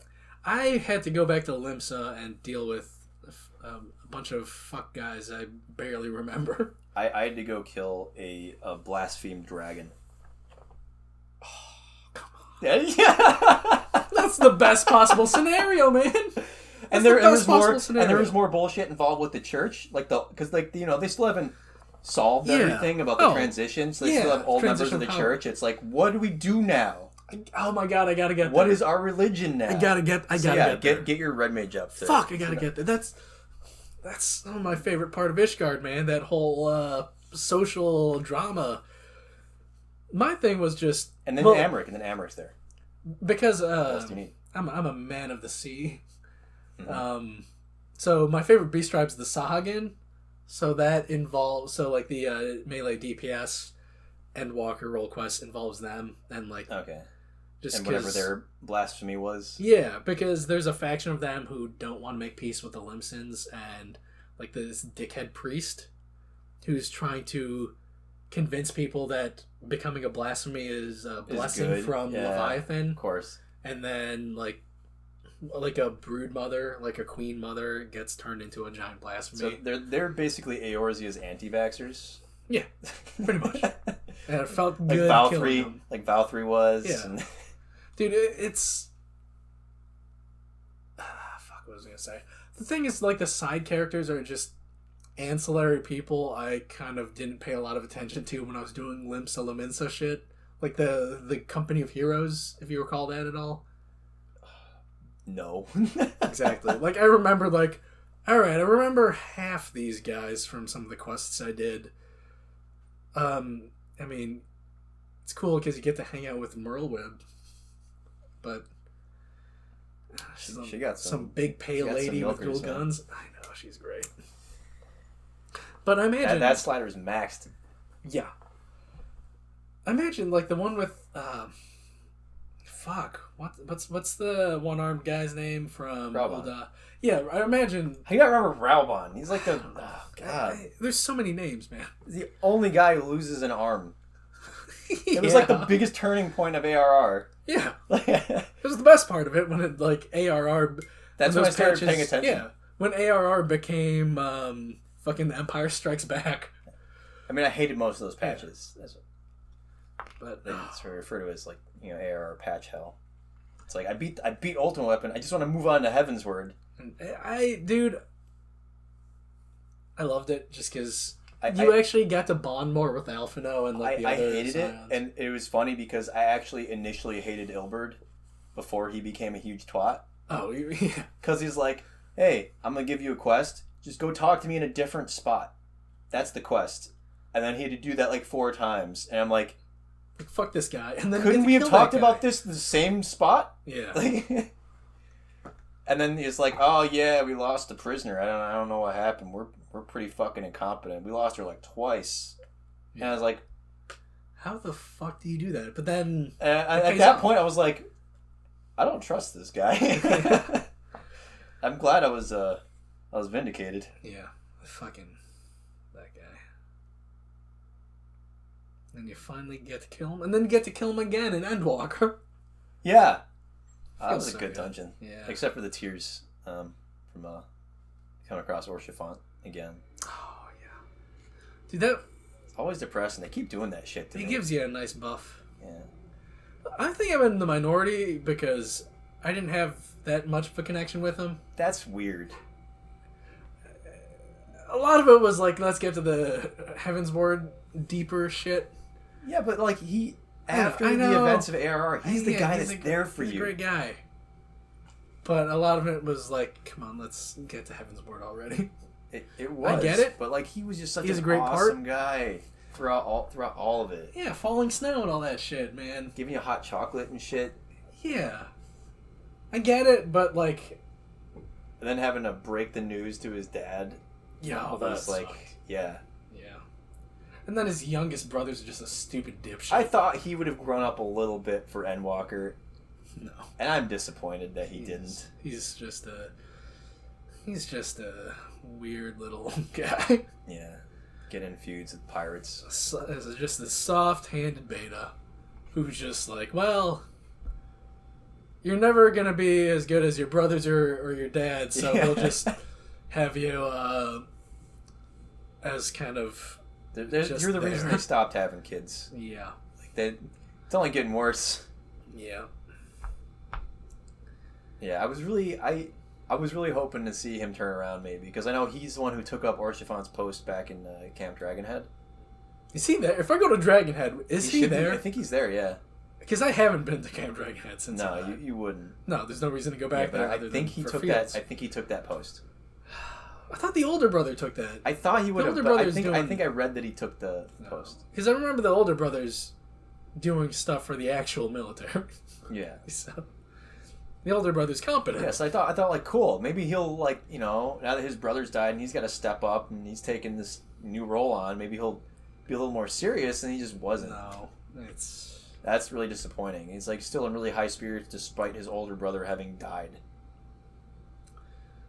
I still have Orshifont's shield in my inventory. Yeah. Haven't put it into the glamour box yet. Yeah, mine's in the... Just because... I'm very meticulous with my inventory, though. I'm not. I'm just like, oh, I need space. Let me just delete. I leveled up 8 crafting professions simultaneously. Yeah. I mean, it's the best way to do it. Because otherwise you'll have ranges of gear levels from 1 to whatever the fuck your highest one's at. So you might as well just do them all together using the same set of gear. I hate doing that shit, man. And this is another thing that differs from WoW, is that these are actually interesting professions. In WoW, like, for fishing, you have a button that casts, and then you click on the bobber when something happens to it. That's the entire depth of fishing in World of Warcraft. In Final Fantasy, you have different baits you can use. You got your cast. You got your actual resource meter to spend on different kinds of... You get a buff that will decrease your chances of hooking a fish, but it'll increase the quality of the fish. Now, the quality's gone now. It's like size. Mm-hmm. And then you have special, like, reels that are just for getting different kinds of fish to bite, depending on how many exclamation points show up over your head. So you give the buff that'll decrease your hooking chance, but if you do the right hook, it nullifies that decrease. A lot to manage. Yeah, and then you have like a list of throwback fish, depending on where you're at. So it's like, if I get this, just throw it back. And then you can do other things like, spend some more resource so I don't get this fish again. Spend some resource so this fish is the same one I get next time. And then you get mooching, which is like a whole other thing. Which is like, you catch a fish, and then you can throw that fish back. You can keep it on the line, use that as bait to catch a bigger fish. Then there's a double mooch where you do that again. They put a lot of work into. Yeah, and then actual crafting is its own separate minigame. And WoW, it's like you press a button, cast bar fills up, you're done. Your item's made. I think they have a level 20 blacksmith, 30 at most, or maybe woodworker, because with woodworker you can do more shit with spears and shit. So that's probably you got carpenter. Carpenter. Yes, that. Why couldn't I think of the word carpenter? Goldsmith is one that makes rapiers, not blacksmith. Goldsmith. Yeah. Oh. They had to give the weapon, give Goldsmith some weapons, I guess. What does Goldsmith do besides jewelry? Okay. Who cares about jewelry though? You got 2 ring slots. You got a bracelet. You got a necklace. You barely see the rings. But they're still there in the equipment. It's true. They exist. But because I'm a dragoon, I don't see neckwear at all. Yeah, I do. I have to pick my neckwear wisely. Yeah. And the thing is, I haven't been stocking up on good glamours for neckwear because I'm seeing everything from the back all the time. That's true, yeah. There's only one earring that I would glamour. I think it's like the Crypt Lurker one with the snake. I like that one. Yeah. I don't love it, but out of all the earrings that I have, it's the least offensive. Yeah. It's not some big dangly thing that gets caught in my dragoon armor and it clips through. Whereas neckwear, there's maybe 2. Whereas, because most of it, it gets covered most of the time for dragoon. So, but I still think that's a cool attention to detail that they do bother to put the rings on and give them models. But what about belts? Bring back belts. I'm very much anti-belt. No, less gear the better. Yeah, frankly. I think Final Fantasy as a franchise has had enough belts. Thank you, Nomura. That was good. Yeah, I like that. That was the biggest shock that they were taking away belts. I'm like, what? In a Final Fantasy game? No. If Nomura was in charge of Final Fantasy XIV, there'd be 3 belt slots. And you'd see all of them. Do you think Lulu's going to make an appearance in 14 and it'll be the reason that no one has belts anymore? Because she has all of them? Well, they got to get that intense fan service. Anima. They just had Anima, so I think... I was disappointed with that. I thought that would be a trial. Me too, honestly. I thought it'd be a bigger I saw it in the trailer. I'm like, fuck, it's Anima. Also, in the... I didn't expect the first trial to actually just be Zodiac. Also, story-wise, I thought it'd be a trial because it's the primal. Yeah. This is going to be a huge deal. Even Xeno shits on it. Is like, yeah, that was disappointing. Even for me. Just that was disappointing. Kind of pathetic. Yeah. Also, just it being Anima, I thought it'd be fucking a big deal. Just because Anima, I think, is super I like how cool. they had the upside down thing, the through the ground kind of phase, and they did the mauling afterwards, but it wasn't. It was just a dungeon fight. Yeah. They couldn't have expanded on it more. Like Magus Sisters, I also thought that was going to be a trial, but then it's just like, oh, okay, this is. I didn't think that one would be a trial. Didn't? No. Like an iconic something like. You can't have that. It's not as iconic as the weapons. I thought you'd do the 4 elemental guys from Final Fantasy IV in the Tower of Babel, or no, Tower of Zod, whatever. Did those guys already show up in Omega or something, or? I don't think so. They gotta be saving them for something then, right? They don't have to, but they have it as an option. They don't have to save anything for anything. They've done the primals we've already done multiple times. But with the fan service that they've had, you'd think they'd do something. They could. With like the four, those are the four guys. I can't remember what they're specifically called in Final Fantasy IV, but like the four dickheads is the fire dickhead, the wind dickhead, the water dickhead, and the earth dickhead. Like the fire dickhead kills Edge's parents. You know what I'm talking about, right? No. Do you have any idea how long it's been since I played that? Okay. Well, there are these four iconic elemental dickheads whose name I can't remember. Rubicant. I'll pull up Rubicant. He's an iconic looking guy. The only thing I recognized from the non-Final Fantasy VI parts of Omega was just X-Death. I got it. Alright. I'm just gonna... fuck off and just play Omega immediately with my Dragoon, so I don't have to wait for... I think the first Sigmascape fight is the best one. Because it's basically the dream fight that you'd want from Final Fantasy VI. Yeah, this colorful dickhead. Oh, okay, I recognize that guy. But no, okay. I don't think they were in... Omega? Yeah. Yeah, because I assumed, like, we'd fight those dickheads for the dungeon, and then Magus Sisters being the trial, but... Yeah, man, it's weird how early you fight Zodiac. Yeah, I'm like, so what's the rest of the game? Yeah, because all kind of threw me for a loop. It's satisfying, but not as satisfying as it could have been. Because like and even for me, I'm a guy who, you kill the Night King before dealing with the human shit, like. Because George R. R. Martin's whole thing is just like, human drama is more interesting. So, like, of course, the Night King's not going to be the final part of the series. Yeah, a lot of the crux of the series is just human drama. Yeah. They do it with everything. They do it with, like, any zombie apocalypse movie or TV show. Yeah. Humans are just the worst thing. But it felt like the Zodiac thing happened... too early? Like, maybe put that a little off a bit? And it wasn't like full power Zodiac either. He was like half of his being. Yeah. So, like, it was just not as satisfying as the Night King to me. Yeah. I don't know. But it's like, it's the optimal way to kill him. Yeah. It's before his full power. They did the one trope that you'd wish they'd do in a game at any point. And it wasn't satisfying anyway. Yeah. It's like, I didn't really even kill him. He killed himself. Yeah. He just needed the Warrior of Light to... You always wonder why they never do that in shows. Like, why don't you kill him when he was weak? Why don't you do it? And now we know. Yeah, it's like, sucks.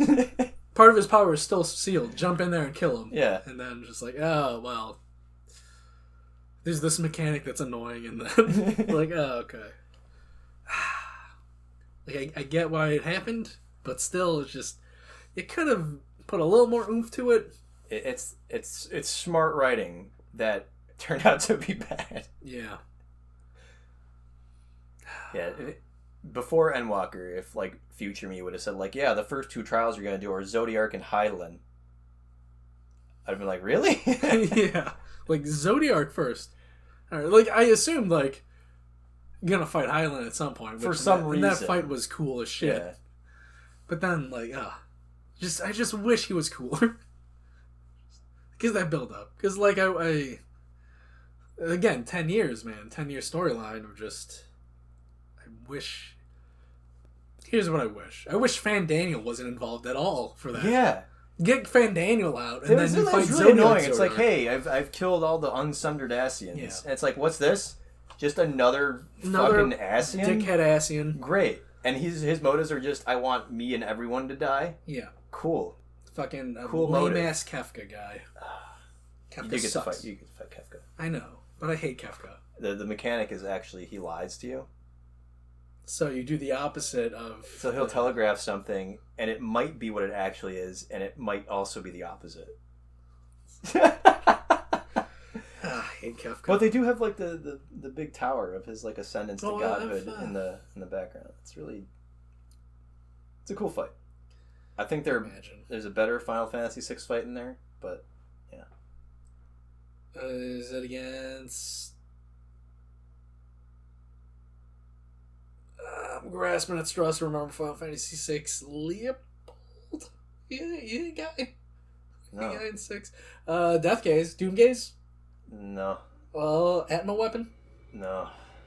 What iconic Final Fantasy VI thing is there? Ultros is part of the Hildebrand quest. I know. You gotta. He also shows up in the Gold Saucer sometimes.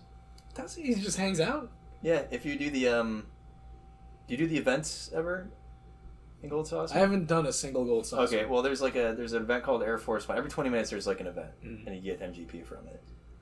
There's a one called Air Force One, and you're just on like it's a rail shooter. You just shoot the targets that you should shoot, and don't shoot the ones that you shouldn't. And then occasionally, Typhon and Ultros show up. Cool. Yeah. I've been to Gold Saucer twice. One was for MSQ. The second time would be now for the Red Mage quest. I've only engaged with at most 40% of the content in the game, and it's still one of my favorite games now. There's so much. There's so much content. You shouldn't even be allowed to have that much content. Yeah, and because the way the game is set up, even if you just fuck off with all the side quests, when you start a new class, it's just like, well, I got all these quests that I could do to level that shit up. If I want to take my sweet time. You get new characters. Yeah. Like, you wouldn't even know it, but, like, you already knew Estinian. Yeah. When they brought back Y'shtola from the live stream for the first time, her sister was there. She's the summoner trainer. Yeah, so I didn't know she had a sister. Yeah, I already knew her. And, like, when, I love how the game, well, during certain quests, they'll comment on your jobs that you have. Like, even, I thought with Dragoon, just because I was a Dragoon, they talked about me being a Dragoon and the new Azure Dragoon. Because that's, like, the whole thing with the, That's the whole thing with the Dragoon quest, is Estinian goes rogue, and then you become the new Azure Dragoon. So, like, even for classes I wasn't equipped as, they referenced those classes. Like, when you get the Ilsabard contingent together, there's like the little fuck-ass, I don't know, little dipshit from the White Mage quest, and then he is that what he's from? Yeah, that was my first time seeing him. Like the hair covering his eyes. It really pissed me off that he, one, needed a haircut, and two, they made a point to give everyone all these winter clothes for going to Garlemald, and that motherfucker wears shorts. Yeah, he's in the White Mage quest, and he mentioned, like, oh, we'll be fine because we got a healer like you in there. I'm like, oh, cool. I haven't been White Mage in half a year, but, like, you're acknowledging this. Right on, man. He said that to me. Yeah. I have my White Mage at 70. Yeah. And you forgot him? He's such a shithead character, man. I boosted. Oh, you boosted? I boosted White Mage. I refuse to boost. I boosted White Mage and I boosted Paladin. I won't boost. I hear Paladin has like the shittiest job stories, so I don't mind skipping it. But I hear Dark Knights is really good. Dark Knights is fun as hell. It has... You know, I'm not going to say anything just because get there, it's fun. And because of, like, the surprising fun I had with Dark Knight is why I'll never boost a job class, even though I'm very fucking tempted to. Like, I gotta get that story. There might be some gem in there that pays off. Yeah. Like the, again, with the Ilsabard contingent, because I had a monk, like there's a Lalafell wearing, like, green shit there, and she's a monk NPC. I'm like, hey, right on. I remember you. And she mentioned something about, like, oh, we'll get a nice souvenir for our master. And it's like, oh, I'm glad I just did all these classes and there's having this payoff. I don't regret my 2 boosts. Especially not Paladin from whatever. See, the thing is, the only reason I did Dark Knight is because I heard the story was good, but like really in my heart of hearts, I want a warrior to be my go-to tank. Really? But with the pain of leveling up a white mage from level 1, I'm just like, let's start with the level. And I've already experienced something that bad. I don't want to do it again. Yeah. Just like, let's just start with the level 40 class and keep it from there and just... Yeah. I thought about doing Sage, and I'm like, I already got Scholar at 90. Why don't I just do that? Yeah. So I thought about Bard, but then I remembered, like, oh... Dancer starts at 60. Dancer starts at 60, and Dancer, sexier clothes for my female character, so... Dancer. Hopefully it's more fun than, I don't know. You know what their world building and storytelling feels like to me is Venture Brothers. In how there's never a thing that they mention that they don't bring up or you don't get to see later. Even if it's like a little offshoot joke, it's never left and forgotten about. That's true. Like there's a glamour item I got from Palace of the Dead a couple months ago, and it's a Thenvarian dress. Oh, yeah. And now we actually get to go there. You go there and the whole thing is like, yeah, we're into textiles and shit and like exporting that stuff. I'm like, hell yeah, man. And it's a cool dress, and I use it on my Dancer because it looks very dancery. But yeah, it's like little things like that where they don't forget little details that they've made, and they'll revisit it at some point. They care about their lore and their story. Yeah. Whereas I've seen some of those WoW clips of just... Well, some nerds get a little too into the weeds. Mm-hmm. But, I don't know. You gotta have some people on your team that get as into the weeds on your own shit as the fans do. And I feel like 14 has that. It's fractured in the way that they're telling their story in the game, and they also release novels that are telling the story. And the thing is, most recently, they have a writer making a book about Sylvanas, and then they do this massive character change for her in the game that they did not tell this writer about. That's bananas. Yeah. It's like, people like the lore. If you're not on the same page, though, they're not going to be that into it. Yeah. Which is, it's mind-boggling to me. Because even with... I always hated that supplemental material shit of just like, if you want to tell a story with your game, do it in the game. Like, fuck off with these Halo novels. Although I wouldn't mind learning more about like past civilizations in Eorzea. You know, you got the Allagans, and that's interesting in its own right. No, but the part of the Allagans is the mystery of the Allagans, and you getting pieces. Like it's like a Souls. But that was like a Dark Souls world. Yeah, that was like one age though. Yeah. We've been through multiple Umbral and Astral eras. In the 7th. Yeah. And so, like, why not? Yeah, I do love that about the world of just, like, yeah, we've had 7 extinction. It's like, if this happened way back in the 3rd Umbral era, and it's like, I want to know all these things. Dude, do you want to keep talking, or do you want to wrap up and grab some food? I could either one. I have not eaten today, so... Me neither. I had a big, had a family party. There's a lot of food because we're Filipino. And when was that? Last night. I got to see my cousin's baby. You gotta see the baby. I would have just died filling up on lumpia. Like, yeah, it is. It's satisfying to know that the concept of bringing more food than there is people will continue on with me and my cousin's generation. Just like there's... But you probably won't speak Tagalog. No. Well, there's some Tagalog in the new Spider-Man movie, and I understood. Yeah, because Jacob... I understood what his Lolo was saying. Just really? I'm like, yeah. Just like being able to pick out words in the context clues, I'm like, I know what she wants. Yep. If I was in that situation, I'd grab a broom right now.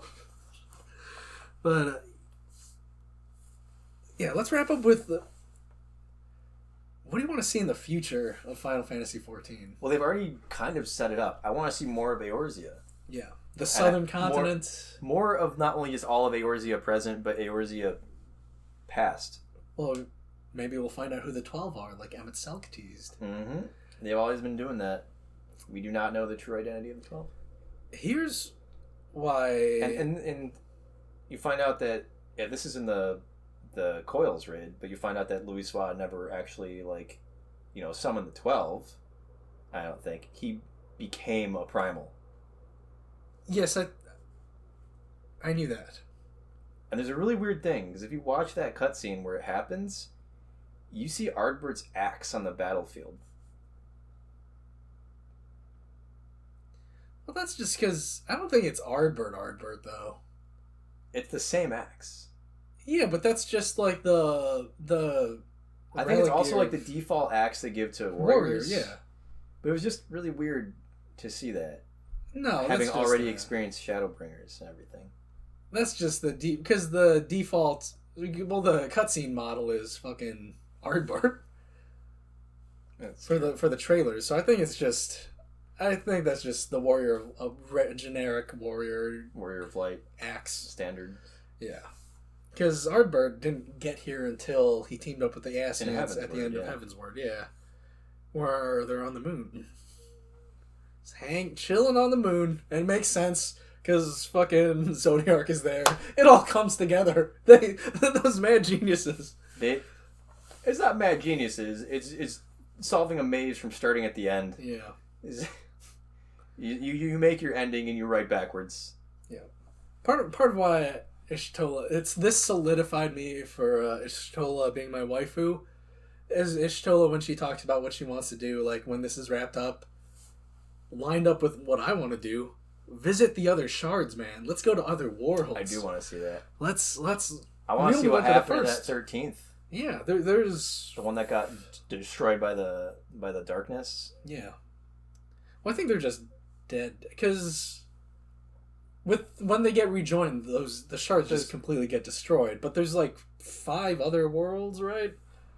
I don't remember how 7 were rejoined. 7. So that's the source. Okay, so there's 7 rejoins, but I don't know if 13 got rejoined because it sounded like they were trying to do a rejoining for that and they totally botched it. So it might still be around. No, it's gone. Okay, I think there's the one, the first, which is an abundance of light, and there was the 13th or the 14th, which is an abundance of darkness, and that one got fucked. So that one's possibly rejoined. Yeah. But either way, we still have... I don't know what happened to it, but... The source, we've been to the first, and then potentially 5 other worlds to go to. Yeah. I like to think they're all just different Final Fantasy games. That's what I like to think, too. Noctis is there. That's true. We did... But we went to the first, and it was a different... Well, where the Warriors of Light defeat darkness, and... Maybe Noctis is on another shard. And he's... Because you know how that game ended? It ended in, like, darkness. So he could be in a shard that's, like, closer to darkness aspected nonsense. But as an adventurer, I'm just... Because I always roleplay this in a Souls game. Also, just... I'm a treasure hunter. Just give me all the weapons I can buy. Stuff. And just, I want to have them in my inventory to sit there and no one touches them. Like, just give me that. I want to sit in my storage.